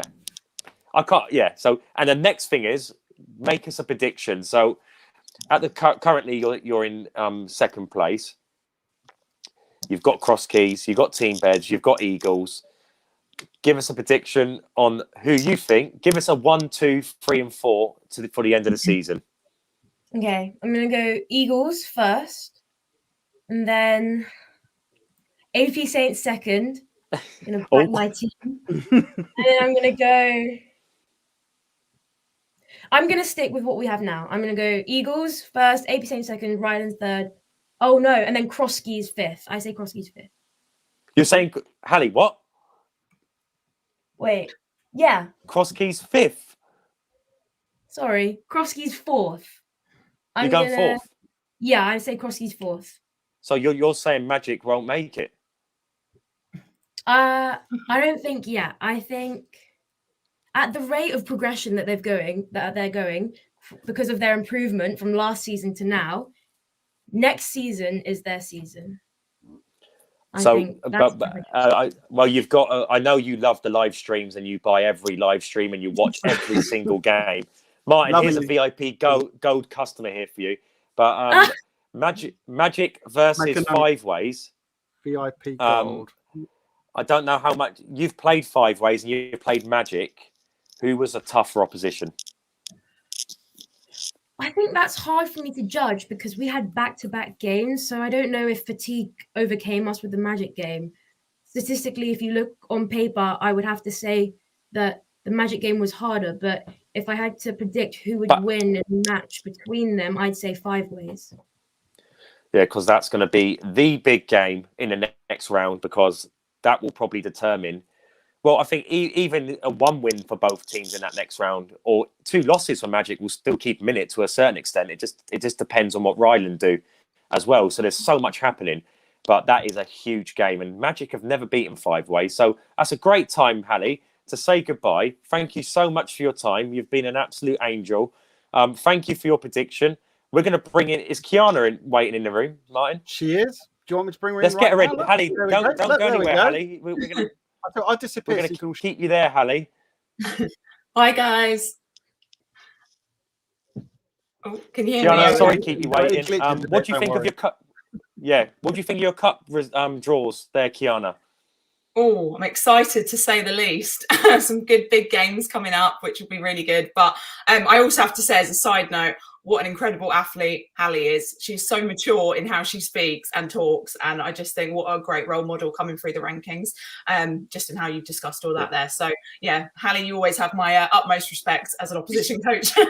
Thank you. Kiana, did you not just hear her prediction though? Everyone's entitled to their opinion.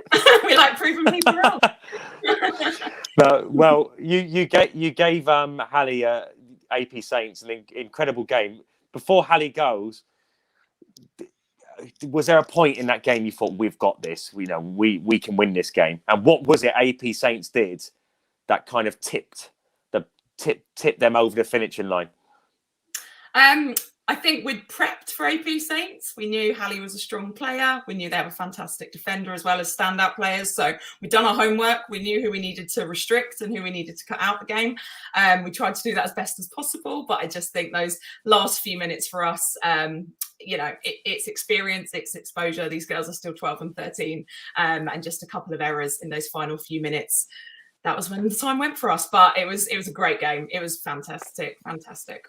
How do you stop a player like Hallie performing at her best? What is tactically? How would you keep her out as much as possible? That's all I gave my defender. I said, keep her out as much as you can because she's got flair, she's got excitement, and as I said, I'm a big fan of Hallie's in terms of even from the opposition. But yeah, I think it's restricting players who make a big impact and trying to isolate the other players was our tactic on that one. And what do you think of this kind of, we've just kind of saw a glitch in the matrix in the netball world with this passing off the post business? Would you actively encourage that to any of your players? Love a bit of flair. If we can pull it off, absolutely. Do you reckon Mia will be up for it in the next game against Five Ways? Oh, give her a challenge, of course she will be. Yeah, they'll all be doing that at home now. So watch us, we'll be full on. But as a defender, are you restricted in trying to stop that happening? I think it's got to be tactical positioning of where that defender is placed. And I think you've got to read the game. So almost as Hallie did, you wouldn't do it on every pass. It's too predictable. You've got to have the variety. But you've also got to see where your other players are. I'm a big fan of opening it up to create the triangles. But once in, every few, they're not prepared for it. Take the advantage as she did. Well, Hallie, you just about got past Magic in a superb game. But Hallie, it's been a pleasure talking to you. Thank you so much for your time, and we will see you again on March the 5th when you play Cross Keys. So what a huge game that's going to be for you. One question. Thank you so much. Before you go, one question, and also for Kiana. If you was allowed to poach players, would you poach? No comment. That's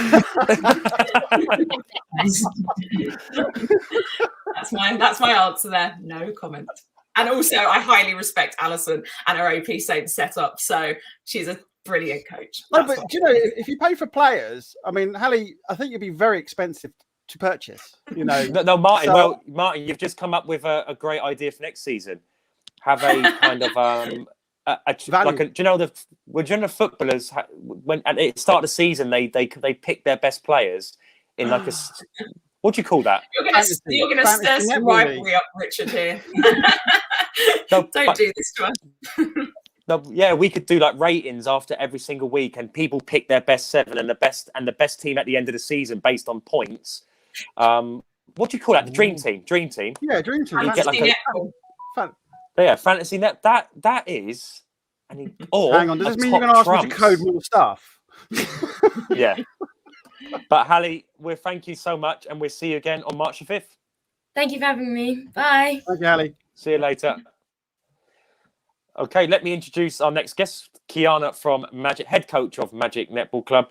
Kiana, welcome. We work together in cup events, leagues, other events. And you do. I can imagine. I don't think you buy into this ENG circus if you didn't enjoy it. But yeah, you've been partaking in our events and stuff for a long time now. So what is it about ENG which you enjoy, and what is it about the events you like as well? I think for us, really, it's the accessibility of these fantastic teams. every game is a challenging game. Every game for us is how we can improve ourselves. I think that's the same for so many teams in this league. We enter because we want to push to be the next level. We want to push our players, and we want to give them those opportunities that are going to be, taking them to the next level, whether that's franchise level netball or where they're going to. So I think ENG just provides that. I think it's highly exciting. As the interviews, the girls, they love that. It feels so professional. I think also being able to watch the games back, the rolling subs, I'm always a big fan of.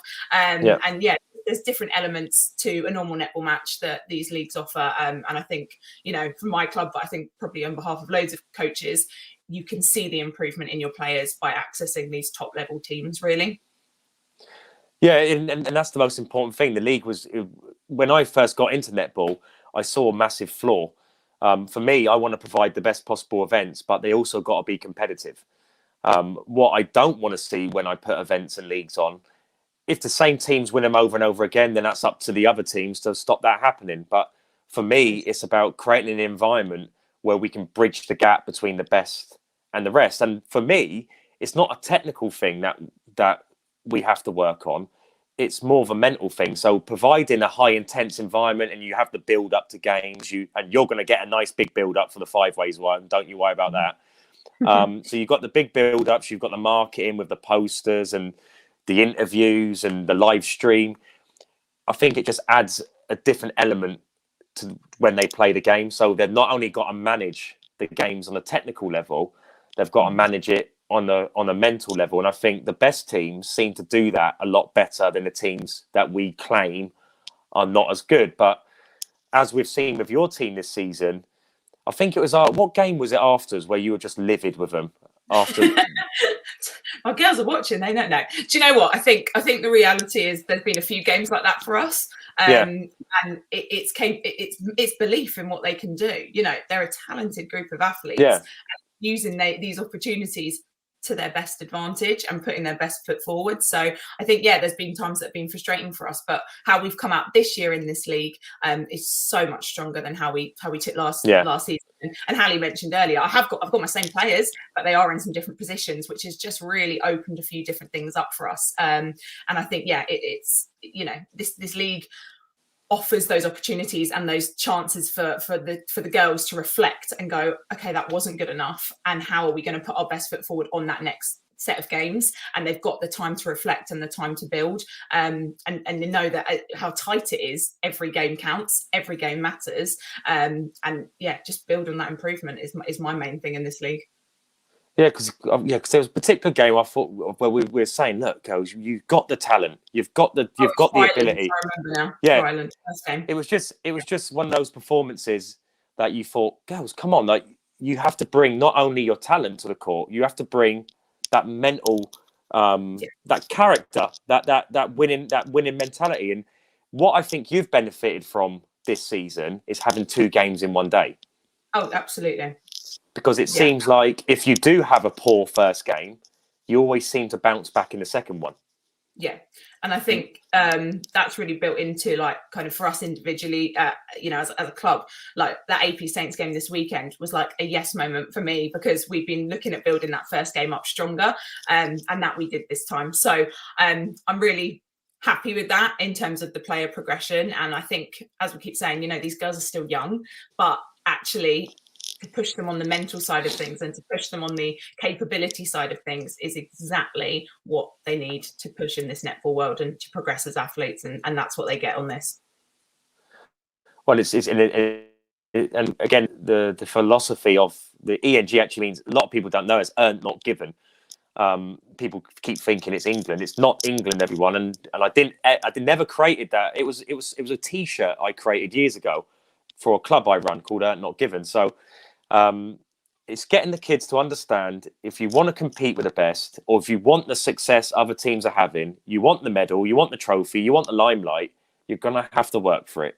And I think that transparency is important, because culturally at the moment, as we in the modern day society, we're putting for me, and I don't know about you, but I know you love your competition, Kiana, is that there's too much focus going on how to keep everyone happy.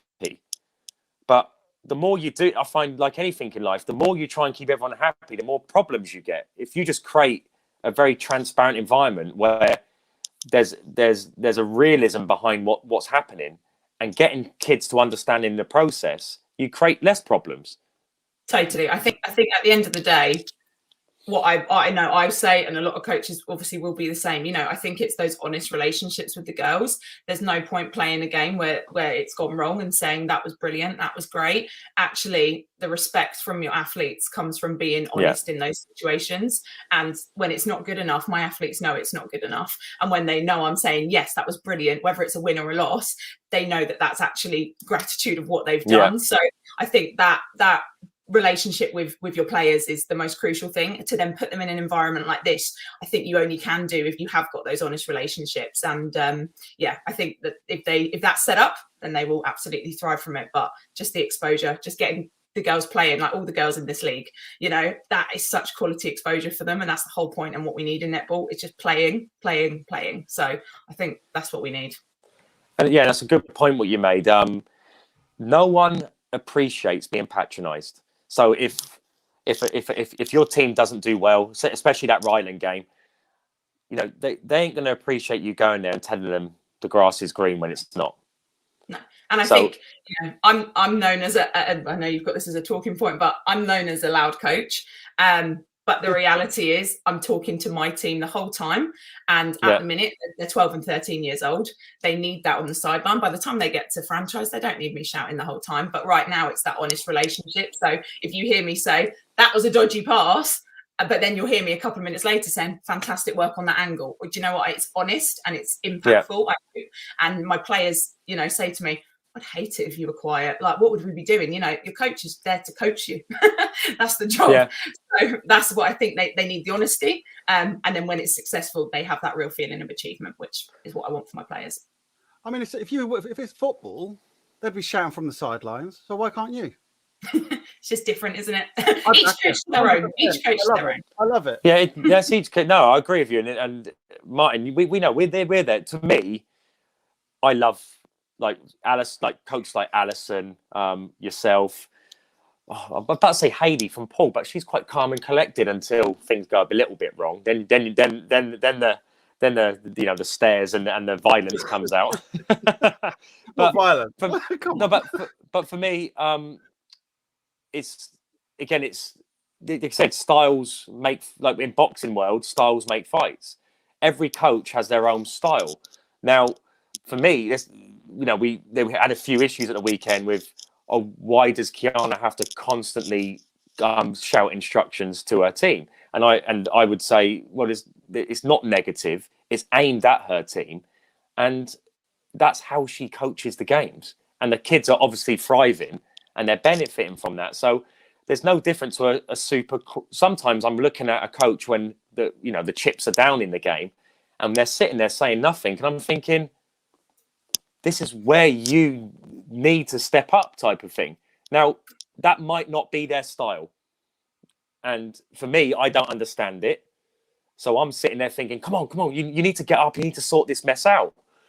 But it's not their style. So I can't enforce my way on other coaches, nor can anyone force their way onto Kiana. Kiana wants to give instructions. But the thing I got to say about Kiana is when the other team are shooting, she will always be respectful and stay quiet.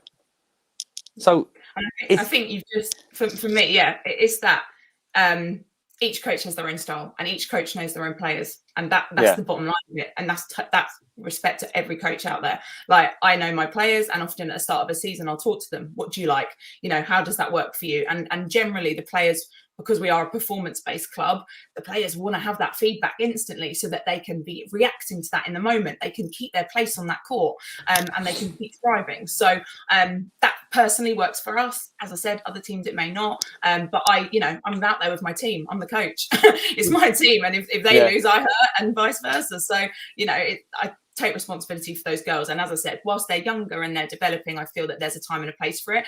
As I said, by the time they're getting older, my older teams, I have my older lot, I'm a little bit quieter on those games because they've had those chats, they've had that time to reflect. And I think also what people don't sometimes see with me is what happens outside of that match. We are on reflections all week. We're looking at our videos, you know, we're training. That's the time we're having those talking opportunities. The girls are thinking. So actually in the moment when it's, such a short 36-minute game, feedback needs to be instant so that they can build on that and apply it and make the impact. And hopefully, as I said, the progress for us is the biggest thing. Winning, losing, we like to win, but it's progress for us. And if those girls are improving, I'm happy as a coach. Kiana, But then again, you've thrown a thing there saying that you're not at a higher level. I might have to come to a couple just to live stream them to see if actually you are quieter. I mean, I wouldn't get that much money, and it depends what your class is quiet. But... Oh no! This is investigations. Richard knows I do a lot of investigations, research, and into stuff. And this is one of those research things I want people to say. Like, actually, she wasn't quieter. She might have had a couple of words less. But I think I don't think you are quiet. A couple of words less. There you go. That's quieter, right? But again, I think again in life modern day society loves enforcing their way on other people. Yes. But at the end of the day, we all have our own way of doing things. Now, if Kiana was there being negative, she was screaming and shouting and kind of if she was being disrespectful, especially when I think when the other team's shooting, then you you don't have to, but be respectful. Yeah. You let the girl shoot. But she was screaming and shouting while girls were shooting from the opposition team. The information she was given to her team was unconstructive and just noise. Then I'd turn around and say, Kiana, come on, you need to tone it down a bit. But when you're listening to Kiana, it's constructive, it's respectful, and that's her way. Now, if you don't like it, then you don't have to be there. You're never gonna please everyone is my motto. And do you know what? Do things that benefit you, your girls, my team. And if you don't like it, jog on. But if you ask the AP Saints girl, and again, I'm not trying to say to people that leave it or lump it type of thing, but if you ask the AP Saints girls, did that bother you? Now, growing up, I don't know what sort of level sport you played, Kiana, but growing up, best environments for me was those type of environments. The coaches being loud, the spectators being loud, but you never really heard it. It was all a blur. It was all fog.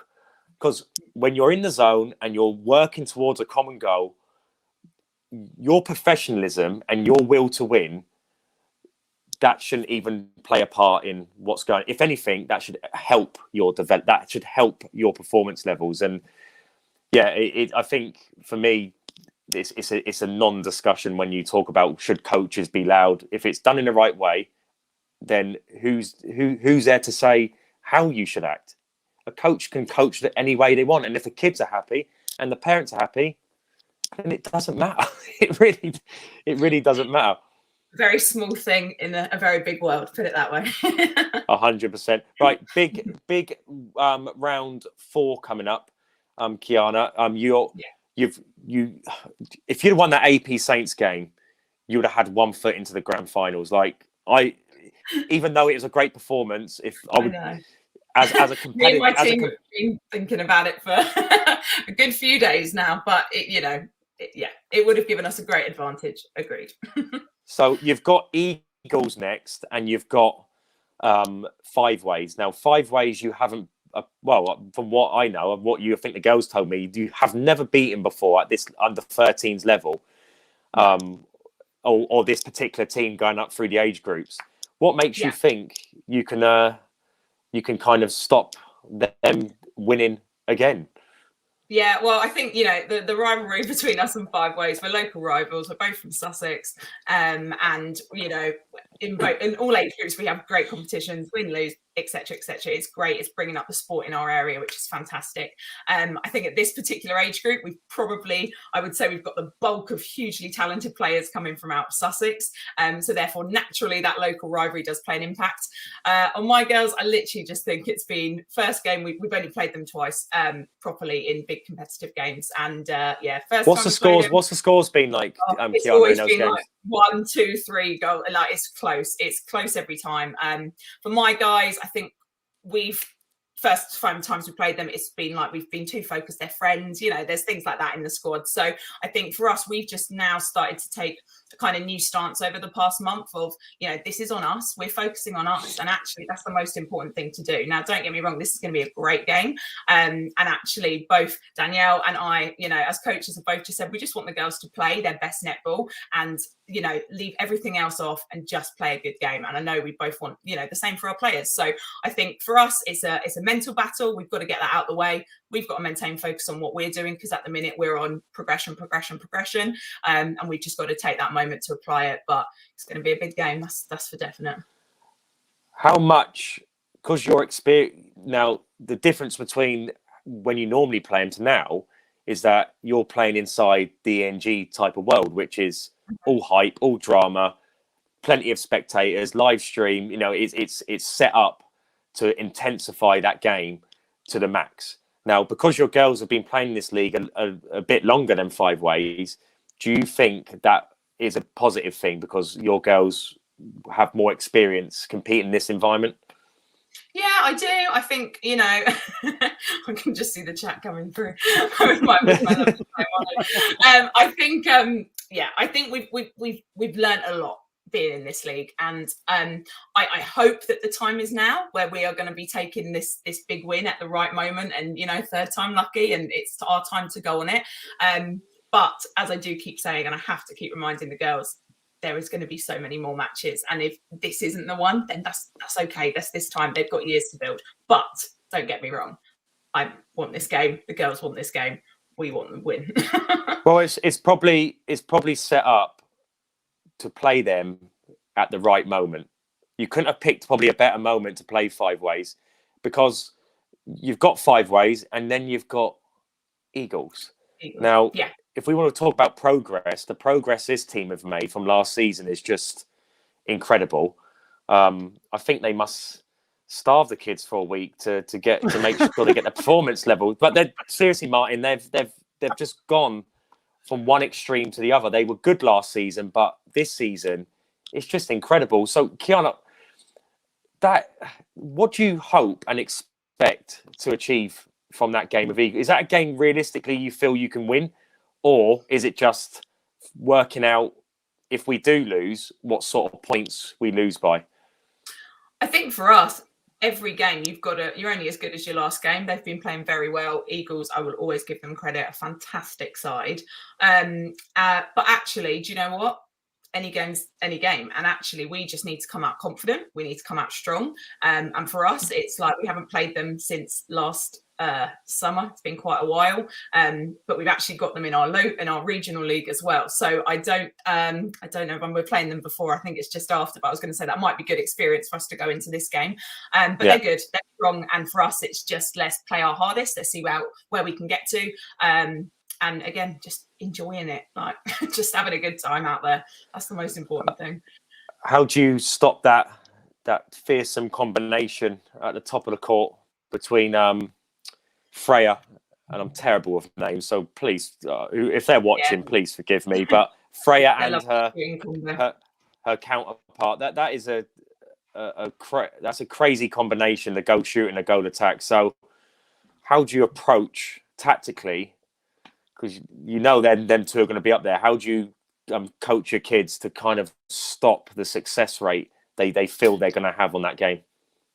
Well, as I said, when we've taken them on before, there's a few little tactics. I might not give everything away, but a few little things my defenders need to be doing to be aware of them and just how they connect with each other. But by all means, you know, the goal attack is a brilliant link. She's a fantastic player too. But I think as much as her, we can, again, like we do with AP, look at the key links and how we can essentially stop those links happening on court, looking at getting them either wide, pushed into the middle. We'll obviously wait and have a look at some footage just to see. But for us, just applying some of those tactics on an individual basis to this game, and just our girls sticking to task. If we're sticking something, telling them we've got some focus for that, my girls are getting really good at doing that in terms of sticking to job and what we need to do in that particular game. But for us, it is progress. That's what we need. Right, Kiana, here we go. I was going to go on, Martin, go on. So how much do you review your footage from the live streams? Weekly. My girls review as well. We clip. Yeah. So we have a look at everything. So we've got our own stuff as well. We as I said to you, we focus on ourselves more than anything. That's our biggest priority. But we will also have a watch of other teams as well. So, as and when it comes to it. But our biggest focus, to be honest, is us. And we look at our own footage, our own play, and our targets. Okay. How about five? So will you watch Five Ways games at all? To be honest, we'll see. I think, to be honest, we've got enough to be looking at for ourselves and just to cut out our own little errors. And if they cut out, then I absolutely have every faith in my girls' skill and strength and how we're working at training at the minute. So I think focus on us and I'll take care of looking at the five-way stuff. You do know about the coach corner where you coaches get like access to all the games, yeah? I've got some memberships from parents that give me little heads up with things to see, so and things to look at. Coach, you actually have your own sort of area. Oh, I better make the most of that. Come on, Richard, pass that on. I thought I'd already communicated to you. Okay. If you go onto the site, you'll find Coach Corner and then look at your league. Watch all us coaches going on it now. Well, I've gone round. Richard, have I not gone round telling most of that I could? But mate, none of these coaches listen to me either, so don't worry, Mike. We're in the same club. We're in the same club. You know what it is I go and talk to them just before a game or just after, and they're in another zone, innit? That's what that is. It must be. Focus. Yeah, you catch them at the wrong time, mate. They catch me at the wrong time. Just before I'm about to go live, they come up and go have a little chat, and I'm like, I'm busy. I can't go live. And then you go starting 5 minutes early. I'm like, what? Really? Sorry. Well, I'm the most calm guy in the room, so all the time. So just calm, cool, calm, and collected the whole time. Kiana, need a shave. Give us a prediction, Kiana. Your top four by the end of the season. Eagles, AP Saints, Ryland, Magic. Ooh. So, Ryland. Their performance levels dropped massively this week. I think they had injuries this weekend, and I think they had a few players out. To be honest, because them at full strength are a force, an absolute force. So yeah, I think they just might have had a few out this week. So you don't think Cross Keys could push into the top four? Again, I do think possible. I know their usual, I think, centre who for us came in at defence. She is, and again, this is why I love this league, because I see so many fantastic players that I think you're brilliant, you're great, and I think that centre, if she's on form and she's not injured and she's back in the middle, they're another tough team to be taken on. And this is why this league is so great, Richard. Everyone's close.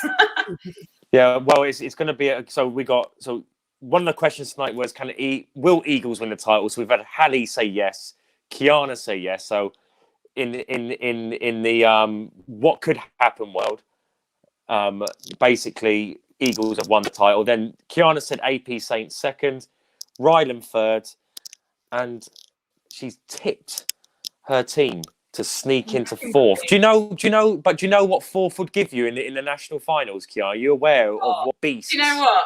You would come up against? I want to play Kingsway. They are a force. And it is, I want to go up there and I want to play all these brilliant North teams. I'm in awe of the North. And I'm like, come on, how can the South push up there? So do you know what? If it came to it and we got to that point, I think it would be a wonderful experience. Well, don't forget the South have dominated. Last season, the South dominated 12s and 13s. We had two Southern champions. So the North have got a lot to do because they're playing catch up. The South are dominating. So before you go, how much, what would it mean to you if you managed to qualify for the Nationals at the end of the season? What does that mean in terms of achievement for your squad? For me, I think that would really give the girls that kind of external reward of all their hard work that they've put in. They are the hardest working squad, all our players generally are at Magic, but they just want it so much and they are putting in that work week in, week out, which I know so many players are, but it would just be lovely for them to have that reward and for them to have that opportunity to, as they keep saying, have that, trip away, that excitement, that memory would be just lovely. But also, if it doesn't happen for us this season, as Hallie said, watch out for us next season because we are climbing. So what will be, but we're going to give a good performance on the 5th of March. That's for sure. Well, I'm openly admit that I am a Magic fan. If you can get me some sort of Magic memorabilia on the day, I'll wear it during the Pleasure. I don't care. You got to I'll be wear it. impartial, Richard. You can't be wearing another team's clothing. No, I'm the fairest guy you ever meet in your life, but I love what the league Magic represents something that was the whole reason I created the league, to bridge the gap between the best and the so-called rest. I don't believe teams are as bad sometimes as they think they are, or they're not as far away from the top teams as they think they are. For me, ENG Sports is a mentality thing, and if we can, and Magic having. You can see they always had the talent. They can move the ball well. They can shoot well. They can defend well. Technically, you don't have to do a lot of work with them. But for me, what was lacking was the mental side of things. And what they've done this season, they've improved upon that. They've got the technical side, and now they've embedded the mental side to their game. And they're just a representation of why this league was created in the first place, which was to help bridge that gap between teams like Magic and Eagles and AP Saints. And we're going to see if the progress they've made will get them into the top 4. And again, the game, like Kiana said, the game against Five Ways, it's not the end of the world. Even if they do lose twice in the next round, they still have a slight chance depending on what happens in the other games. But from what happened last season to now, to get themselves in this position, life is about opportunity, and they've created an opportunity for themselves, which wouldn't have happened last season because they lacked a certain substance to their performance. But now they've put that substance into the mix. They now find themselves with an opportunity to show I'm about to say the world, but yeah, this is the best youth netball league in the world. Worldwide, that'd be great. But I think also, like, in just as a last point for me, I think the league has given something to newer clubs.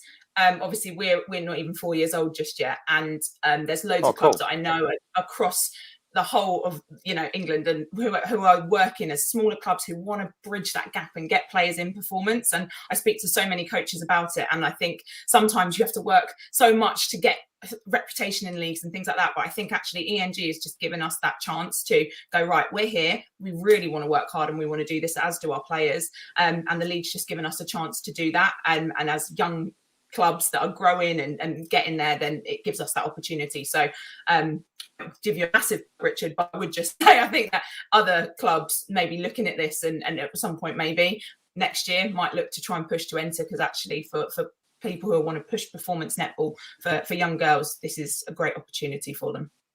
So do you speak to other clubs then and say to them about the ENG League? Absolutely. Because I think you show them as well. Do you say, look at all this, what you get, this is what we're playing in, this is how the leagues are.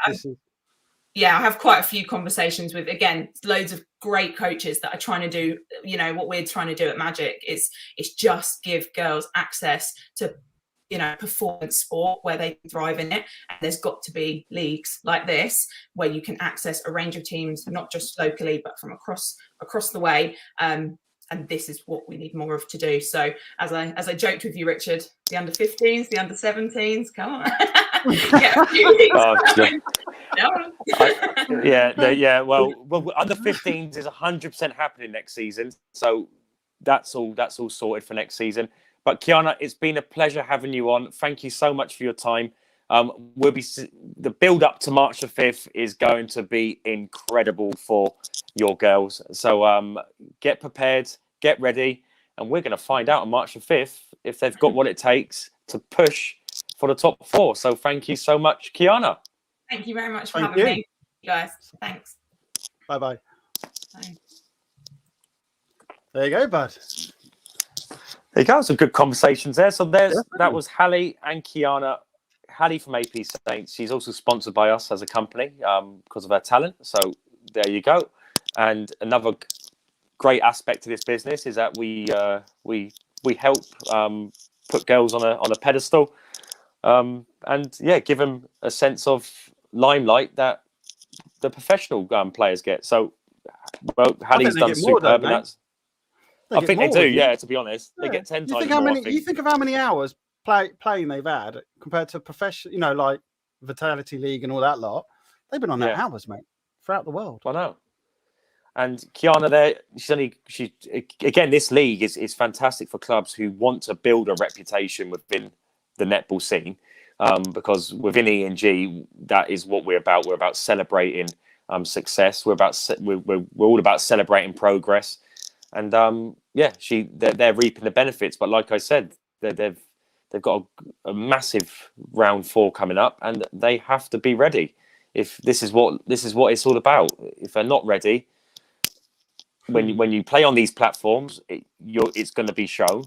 But if you are ready and you make the most of it, you're going to reap the benefits of it. So good luck to them. But let's just go through what happened on Saturday, Martin. Do you know what? I forgot about that sort of side of things.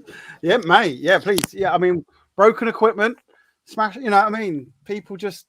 Teams just playing out of their skin. Get the results up. Get the results up on the thingy, and we can have a little review on these games. So, Team Bed's new to the league. They jumped in replacing Aces, and they're tough. They had a lovely start with playing against the infamous Eagles. That was a 47-9 win for Eagles. Eagles then back-to-back games. They went and played Turnford. Turnford, this is probably their last chance to push for the top 4. But again, when you're playing a team like Eagles, it's backs against the wall job, and you're going to have to be on your game big time to kind of stop them in their tracks. And the Eagles won that game quite convincingly, 35-9. Then Turnford played Team Beds, a 20-9 win. So that's 4 points for Turnford in the league. They still mathematically can push for the top 4, but they're going to have to win all their games, and they're going to have to win them very, very well. Abbey Flyers were a no-show. So Team Bridge just got a win in that one. AP Saints versus Five Ways. Good game. Five Ways were missing players, so they were matching AP Saints for long periods in that game. A big moment was when their goal attack went off injured for like a couple of minutes, and then it all unravelled for Five Ways. So never know if she would have stayed on. That was a massive increase in performance, if you ask me, from last time I saw them play. Five Ways has come a long way. Again, I haven't seen enough of them to know where they're at or what they can achieve. But with players missing and stuff, they against AP Saints they did really well. It's just a shame their goal attack come off when she did, because you could see the score. And it made a big difference to the game. So AP Saints benefited from that big time. Then AP Saints played Magic.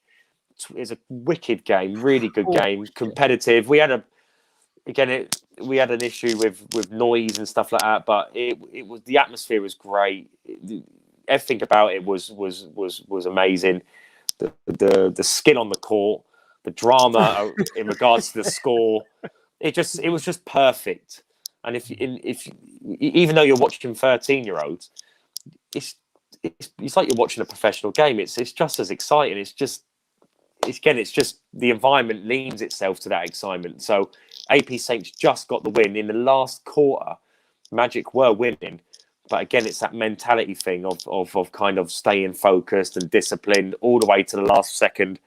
And it was AP Saints who just had enough in their mental capacity to get the job done. So they won that game and went to second in the table.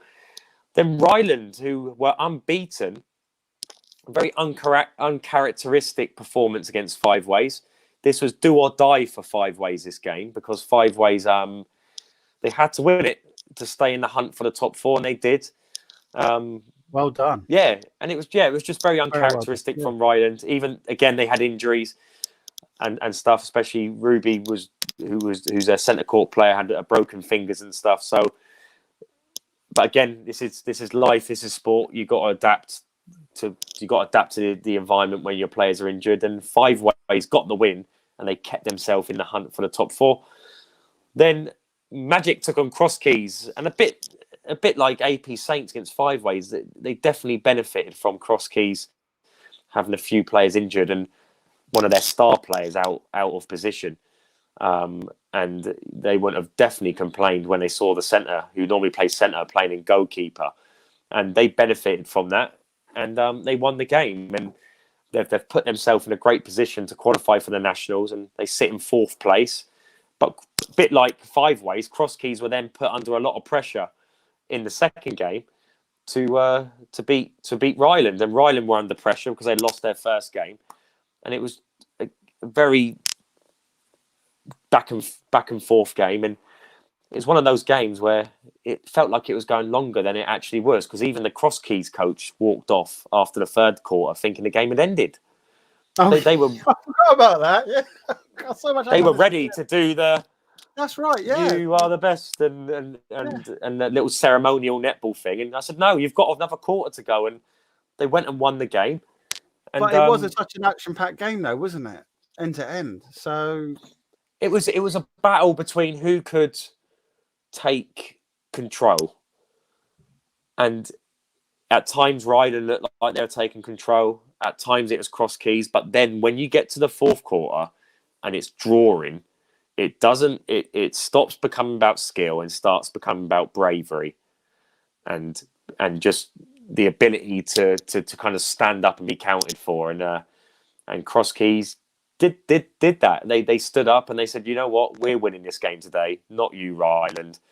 And as an athlete and as someone who plays sport, that's what sport does. It puts you in those situations where you have to stand up and be counted for, and that's why sport is so beneficial to anyone's character and their development, because it's the only kind of world that replicates life to perfection. The ups, the downs, the lefts, the rights, it all happens. Every emotion you can feel can happen in a game of any sport. And well done to Cross Keys. They got that win, and if we go up to the league table, there we go. We got Eagles. Look like they've got the title. One hand on the title. They haven't officially qualified for the Nationals yet. Mathematically, they can still come out the top 4, but that is as likely to happen as me having paired socks in the morning. That's true. So You don't pair them up, yeah. So yeah. No, definitely not. But Eagles, not only have they qualified for the Nationals, not mathematically, but they definitely have. For me, they are going to be the champions of the league, just because as well, AP Saints, who play them on the last game of the season, even if they do win, if you look at their goal difference, it looks like an impossible task. Yeah. But then AP Saints, they're going to want to win, because if the league materialises where they could potentially come out of 2nd place and potentially play your Kingsway Powers and Oldhams in the Nationals, that's not a good thing. So winning that game and coming 2nd is like winning the league. It's a very good point, isn't it? Yeah. Well, it's like winning the league. You know, when you go into these big events, even though you go into them thinking, I want to win them, and I want to play the best teams. Ideally, you want to play the best teams as late as possible. Yeah, you want to warm up, don't you? You want to get any, you know, against them you think you're better at, then, you know what I mean, like properly, like really better at. You get to warm up, don't you? And then doesn't make you make a couple of mistakes, because then when you're playing against a really top-notch team, you can't make mistakes. There is no room for error. So minimal, very minimal, and that's why the top teams are the top teams. So AP Saints, even though it looks like, regardless if they win the rest of their games, they won't win the league, I think coming 2nd will be a win, a league win within itself anyway. So that's an important thing. And Ryland, they're sitting in 3rd. They're going to have to bounce back. Next up, they have Eagles and they have Turnford. Now, I don't think that Turnford game is going to be I don't think it's going to. If you look at the results and think that's going to be a guaranteed win for Ryland, it's teams like Turnford who are kind of sitting in no man's land. They're not going to get relegated. They're not. It looks like they're not going to get into the top 4. But those are teams sometimes you have to worry about the most, because they're playing a very carefree game. Yeah. there's no pressure on them. So they can play it in a way that's free, it's relaxed. And when you are relaxed and you're chilled, sometimes that's when a lot of the time, that's when your best work comes out, because you're not thinking as much, you're not stressing out as much. Yeah. So for me, Ryland against Eagles, they're going to have to play out their skins to get a result there. For me, they're going to have to beat Turnford. If they get one win, they got Teambridge on the last game of the season. Again, another team, they're sitting right down in 8th, but they've got enough games still to play to force their way into the top 4. So potentially, going into that last game against Teambridge, it's a must-win game for Ryland if they only get one win in their next round of games. But where they benefit is their goal difference, again, compared to the other teams. So if it goes down to goal difference, Ryland still have the edge on the other teams currently. But again, Teambridge, we don't know how well they're going to do in their remaining games. And Magic are in 4th, clinging on there with 8 points. Cross Keys just below them with 8 points. They've got a big game against AP Saints in the next round. So that's, for me, if Cross Keys win that game, they will go and get 3rd place. They will probably go and get 2nd place in the table. So that's a big game. AP Saints versus Cross Keys, massive game. Definitely one to come and watch, and definitely one to buy a live stream for. So Cross Keys, they've got Abbey Flyers and they've got AP Saints next. Then below them is Five Ways, and Five Ways, as we've been talking about, Kiana, they've got Teambridge and they've got Magic. One win at least will keep alive their top 4 hopes. So there's 2 losses, then for me, it's over. It's 100% going to be over for them. But even one win will keep them in the hunt for the top 4. 2 wins, then the destiny is in their own hands, and that is and they've beaten Magic and they've beaten Teambridge before in cup events, not in this league, but in other events away from ENG. They've both beaten those teams, so they're going to be confident that they can jump into the top 4. It's just going to be a really fantastic end. Round 4 is going to be epic. And yeah, that concludes the under 12s league, Martin. I think we've covered it all. Under 13s. Under 13s, yeah, under 13s. Like, going back to the question, can Eagles win this? I think they have 100% won this, unless Ryland and 99.99%, yeah. yeah, one of those ones. Unless Ryland can pull off, or Magic can pull off an incredible result against them, I think they are definitely going to be the champions, and they're my prediction to win. Based on I'm going to give I'm not going to have predictions out tonight. Actually, I'm going to just sit on the fence, and I'm going to see how it all pans out. Okay. But let's move to the under 14s, Martin. There we are. So, result-wise, if we scroll down, There let's we see are. what I'm on happens. Done it. So, Matrix, unfortunately, were a no-show. So, they lost both their games 30-0 by default. Eagles and AP Saints, great game. We'll talk about that game, 29-24. And Poole, AP Saints, 35-20. So, Poole and Eagles maintain their position at the top of the league. They're doing both really well. They're definitely going to qualify for the national finals, even though it's not mathematically possible. But yeah, both teams are doing superbly, and they're gonna. For me, they're gonna carry on winning until the end of the season, until they play most probably Turnford, and that's going to be a defining moment in both of their seasons. Turnford, they only played 2 games prior to this, but they won 36-11 and 44-11. So they're back into the top 4, and they're pushing to when they play on March the 26th, can potentially go top of the league, because they could have 12 points, and Poole and Eagles only have 11, a position they haven't been in before competing in this league. So that'd be interesting if that materialises. CD Phoenix are back in the top 4 after they won 2 games. So they won 33-24, and they won 25-18. 25-18. Against Hearts Dynamos, they struggled for long periods in the game. Testament to Hearts Dynamos, they did work hard and they did create problems. But after the half time, whatever was said by the coach sparked them into life, and they in the end won convincingly. But again, Hearts Dynamos, they haven't won a game this season, but that's what this league's about. If you haven't won, or you're struggling, and you're not, just give it your best shot. You know, if you're going to lose well, lose with a bit of honour, a bit of dignity, and they did that. So well done to Hearts Dynamos, massive improvement. And the same goes for Aces. They did struggle against Turnford, but most teams in the country would struggle against Turnford, a super talented team. Aces then took to task a very good Sutton Town team. Great game, a bit like the CD Phoenix game. Aces, they worked hard and they pushed, but Sutton Town towards the back end of the third quarter and fourth quarter, they got the momentum and they pulled through and got the win. And then the final game of the day, CD Phoenix versus Sutton Town, which is I don't know whether it was the last game of the day and it was a bit, everyone was tired because players have played games earlier in the day and stuff.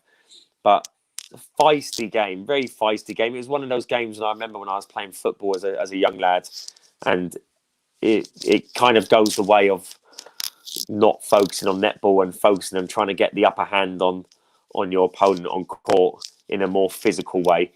But people will sit here and say, "Oh, I can't believe you're talking about that." But this is what we need to talk about. Let's be real. These things happen in life. Let's not hide away and pretend these things don't happen. Don't forget, these two teams are super competitive. They want to win, and sometimes that comes out in the wrong way. And it only last 5 minutes it got a bit feisty, a bit silly, but in the end, CD Phoenix got the win, and they're back into fourth place in the table. They're looking good for the Nationals again. So as the under 14s, when you look at the table there, you've got AP Saints, Sutton Town, and Matrix. Magic still need to play a few games. Team Bridge still need to play a lot of games. So to say CD Phoenix look good, they look like they probably will get into the Nationals, but they've still got to play Turnford. They've still got to play Matrix. They've still got to play AP Saints. I'm not sure. I think have they played Team? I'm just working out if they played Team Bridge, because if they still got to play Team Bridge as well, I think they've already played them, but they've still got to play. They've got to play three teams that are in and around them. And AP Saints made a massive improvement in their performance against Eagles. Another game that Eagles were unsettled by the more physical AP Saints. And when I say physical, I don't mean them just purposely going around bashing into the Eagles players. It's just the intention of everything they do was done in a more physical nature. And can I just say, from an inexperienced person in sport as myself, unless it's Formula One, racing cars, but I noticed with the age groups, 12 to 13 to the 14, the speed, the length of throws, I noticed they get bigger and better, and also, because of the speed that they're going, there is collisions, there is things going on, like you said, a bit of physical stuff goes on. It's actually interesting to watch, because we had obviously last week under 12s, and then you got under 30s, under 14s, so it's fresh in the memory. And that's one thing I picked up this weekend, is the intensity and how it's increasing.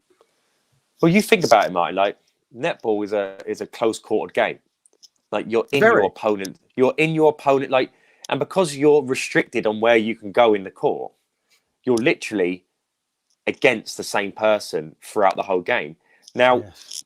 if you get accidentally tripped up, or someone comes through you, or someone, goes to throw the ball and bangs it on your head, then that did happen. Yeah, that did happen, and it happens early. Then you've got to stay in front of that person for the next half an hour, 35 minutes. And for me, I'm surprised you don't see more like animosity on the court, because it's one of those games where you're in each other's faces for 36 minutes. Yeah. And like you That's the said, point. Martin, if the game's at a high speed and they're clashing and they're bashing into each other every 2 seconds, you're only going to get yourself more. And it's a competitive game. Do you know what? I've got to give it to them, because to hold their, if you had that type of environment in the football world, you'd never get a game played. You keep on seeing this, wouldn't you? Well, it's not even that. The referee, everyone be rolling around on the floor. Go back, watch the games, because they were intense. There was a lot of games this weekend where, I made a little short list. I'll see if I can dig it out. But it's like you're saying, if it was football, it would be like loads of cards coming out or whatever. But these girls are going in and then they're straight back up. There was a girl who'd done a shoulder, didn't she? She fell over and slid or something. And then I saw her get patched up, and then she was back out there. It was like, quickly, come and sort it. I'm back. They're relentless. I mean, under 14s is, fast. And same with the under 13s. Hence why the laptop got a big, massive kick in this weekend. And so did some of my transmitters, which was great fun for me running around all weekend. But that's what I'm there for. It was good. It was good netball. It was good sport. It was good viewing as well. Whether you were there, I mean, obviously being there live is better. But, watching it even on a live stream. And if you, even if you were there and you were watching it live, go back and watch it on the live stream. I mean, those games, the girls need to watch them as well and see how tactics were changing as well, and what was going on off camera, which sometimes I have a little sneaky look at and see. Very, very intense. But as a sportsman, like you said a couple of times, what would that be like with a football team? It would, if you had that type of close-quartered game in football, where and plus that, and you're constantly in front of a particular person in that environment, you would never get a game done.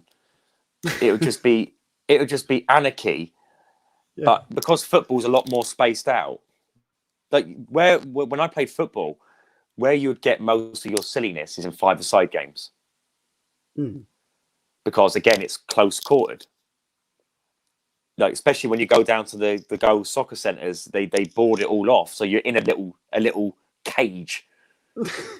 But you're and when I think about it, people will be thinking, we shouldn't talk about this sort of stuff. But for me, it has to be talked about, because for them to keep their heads in that environment, sometimes it does spill over. Sometimes it does get a little bit naughty or a bit more physical than it should be. But do you know what? It's testament to their mindset and their ability to stay calm, because in football in particular, it just would be absolute carnage if that was the case. And that's what I was talking about, Eagles against AP Saints.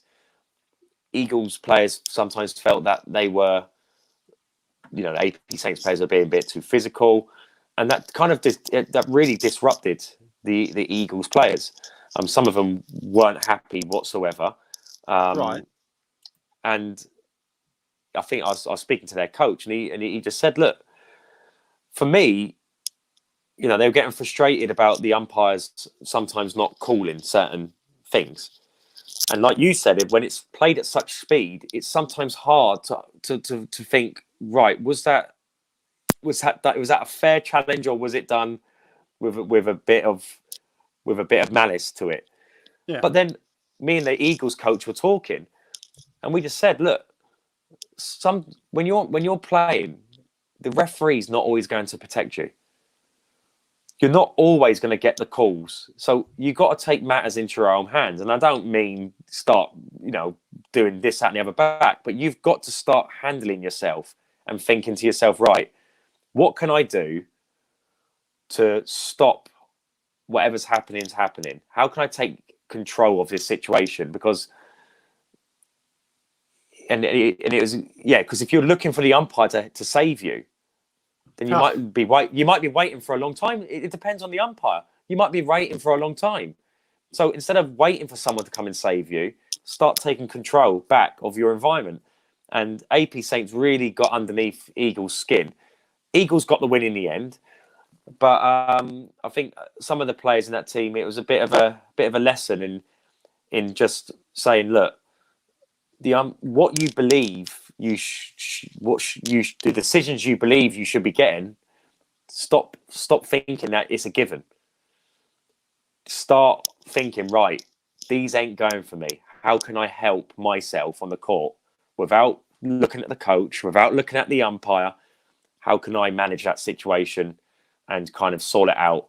And that's, again, that's part of their learning. It's part of kind of their maturity to kind of stand on their own 2 feet if no one's coming to help them. And that's, again, it's a representation of life. Not everyone's, when you're in dire straits and you need help, 99% of the time, no one's coming to help you. Look within. But you've got most of the time, the only person who can save you is you. So when you're playing sport, the only person who's going to come and save you, just think about that. If you want to be saved, save yourself. Yeah. If you're hoping, first protocol, look at yourself. Look within, without a doubt. Yeah. Can I just add? Right, I brought up my notes, and I only really started doing these from about 2:00 on yesterday. But I put down 217 crisscross pass and score, 230, and these are literally exceptional. That I quickly could type these up when I was actually live streaming. 230, Q3 last second long range shot and goal. I'm gonna make some action replays of these games, by the way. 307, great pass and hits down, catch, but didn't score. It was just one of those things that the pass, just where they put the ball to each other and they've gone for the shot and they didn't score. I was quite impressed with that one. 343, great shot from Turnford. 407, shot through moving targets. After we watched that to get that back in my head, but 434, great long range shot. 509, near miss and ball hits heads. That's what we were talking about earlier. Right? Yeah. That was quite interesting how that all happened how quick as well. There was a long shot at like 511. 5 o'clock again. Final second goal. 606. Why did she let it bounce once she touched it? It was near the goal, I think. Don't know why. I meant to ask one of the umpires. I think it's because it's a replay, so she's caught it, dropped it, and she's not allowed to touch it again. But I think she let it bounce a couple of times, and then she picked it again. She picked it up again. It was interesting. I don't know. But you know what I mean? It was so quick. I mean, sorry, 6:11 tassel for the ball, and at 16:18 collide and carry on. There are all little snippets I want to do on the action replays, and that's something I'm going to start continuing doing because these. I mean, in all the leagues, these games are just, especially coming towards the end of the season, like you're saying, there's a lot more physical speed, tactics. It's all. I'm not being fair. It's better than like football league, I think. It's more open and honest than most sport because most sport is choreographed now to dumb it down as much as they possibly can. At a professional level, listening to those, boxing is the only sport really you get some good, open and honest interviews because they just seem to just say what they want when they want because they're not governed by certain rules and regulations. But when you listen to football interviews and most professional interviews, it's just a yawn job. There's no point even listening to them because they're just choreographed. Some PR companies come out and they've just given them something to say on a card. You know, they're trying to make sure their sponsorships are intact by not saying the wrong thing, and it's just a bore. That's the sadness of it, isn't it? That's the sadness. It's all about the money. It's like, come on. If you go back 30, 40 years, you look at how they spoke and how they because reality hasn't changed. The environment is still the same. It's just we're pretending it doesn't exist. We're pretending that.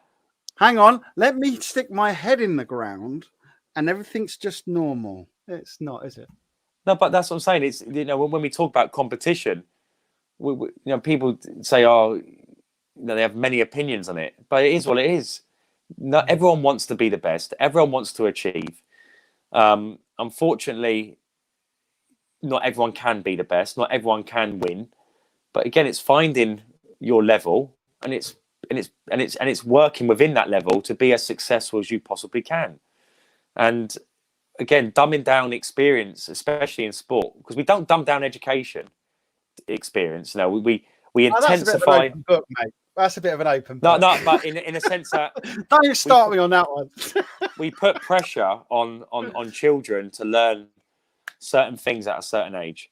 And a lot of parents are relentless when it comes to that. Oh, you have to know ABCs, and you have to know this, and you have to know that, and you have to know how many women King Henry VIII killed, and in what order, and how did he kill them, and stuff like that. But when it comes to sport, no, you can't do that. You can't do this. You can't do that. And it's like, why? Like, why do we dumb something down so authentic? It's strange. You say about that, which is a great, analogy of it all. Let me just say one more thing, because obviously we've got parents with youngsters on here. Like, it's like the 12 plus. I didn't know this, but towards them taking it, they hadn't done some of the questions that would come up in it. They hadn't even known what they were. And you know what I mean? It's like, how can you put somebody forward for a test if they don't know how to do any of those equations? That's a bit crazy. So, and the thing comes here. If you think that you're going to play a game of sport and not get, this sort of, like saying the cotton wool thing, there's no argy-bargy, there's no sort of talking, there's none of this. It's like, the reality is it does happen. It's out there, and you've got to play for it, and not capturing it on camera, is just a way of saying, oh, look, it's all good. And it's not the truth. No, the truth is, yeah. We see that. We see this in ENG games. Like, you see the passion. You see it at the start, you see it at the end, and you see it especially while the live stream's going on. You see it in the game. I mean, I was very impressed with the total amount of, that the way that they all played. No matter how they were doing, they still gave it 100%. It was, it's hard, isn't it? Sometimes when you're playing against a really good team. But we saw some great shots. We saw some people still giving it the go and not giving in. So it's great to see. And I don't think you always see that. And like you said, there was a few things that happened on the weekend. But generally, like you're saying, if it was... How did your interviews go at the end, by the way? Because they obviously come up on your YouTube channel. So you must have had some good talking points this weekend from it. Yeah, I think kids are cottoned on to my tactics now, and then they're quite neutral when they talk about honest. Things. The questions you're asking is honest, so it's not tactics. It's just honesty. When I spoke to Sutton Town, they actually said they enjoyed it. They actually enjoyed the physicality of the game. They said it was a different type of experience for them, and they actually enjoyed it. They don't normally experience something like that, and they were buzzing after it. And I was like, well, there you go. Like, I could see. We shy away from certain things, but these kids embraced it. They enjoyed it, and the interviews. Yeah, they would probably. There's no really controversial ones this week. But yeah, all in all, everyone was happy, and everyone they're just enjoying the league. The funny one for me was 5 ways when the young girl, I said to her when Magic had done so well against AP Saints, she turned around and said, "Oh, that's because AP Saints were tired from the first game." I said, "Well, it's nothing to do with Magic then, just being better." She was nah. It's just so she wasn't wanting to compliment Magic, so she kind of put more fuel on the fire for the round 4 game. That's for sure.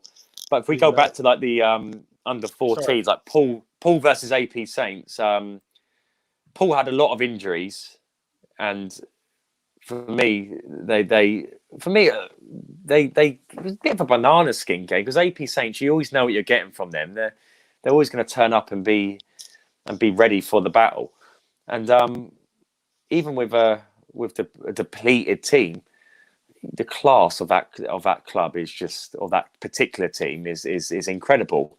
You're looking for small details to try and pick at, because I think for me, when you're dealing with the best teams, it's good to keep them on their toes. So when I interview them and when I talk to them, I try my best to not shout them from the rooftops, but to kind of nitpick at their performances to see what they think of certain things, because I can imagine I can imagine they're told a lot about how great they are. So it's good sometimes to nitpick Yeah, bring them back down again, but their class, their overall gameplay and the way they move the ball and shoot, and you sometimes sit back. It's a bit like when I did active gamers. Sometimes you have to sit back and you think to yourself, that is just brilliance in front of me, and there's nothing you can do about it.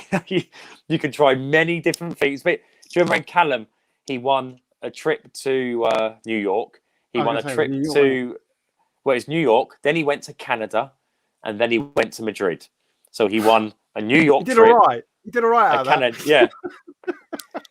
And sometimes you got to sit back and basically just smile and say, look, I'm dealing with an absolute monster, and just appreciate it, respect what you're seeing. Never give in, but sometimes you just got to say, look, this team are just class. And Paul, for me, they're looking the most stylish team in the league this season at the moment. Turnford have been impressive in their 4 games. Not as impressive in their first 2 games as they were in their 3rd and 4th. But they're not going to like me for saying this. I think Paul this season have come back, even though they have been injury stricken and they've had players out. For me, they look like a class act, and I think they, for me, are going to be winning this league this season.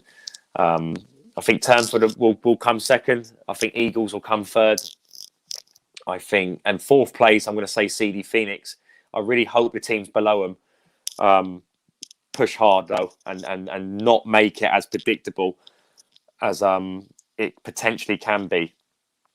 So hopefully that materializes. But for me, they're the top 4, and all those 4 teams this week were amazing. They all had different types of challenges, whether it be an easier challenge, a harder challenge, a physical game, a not so physical game.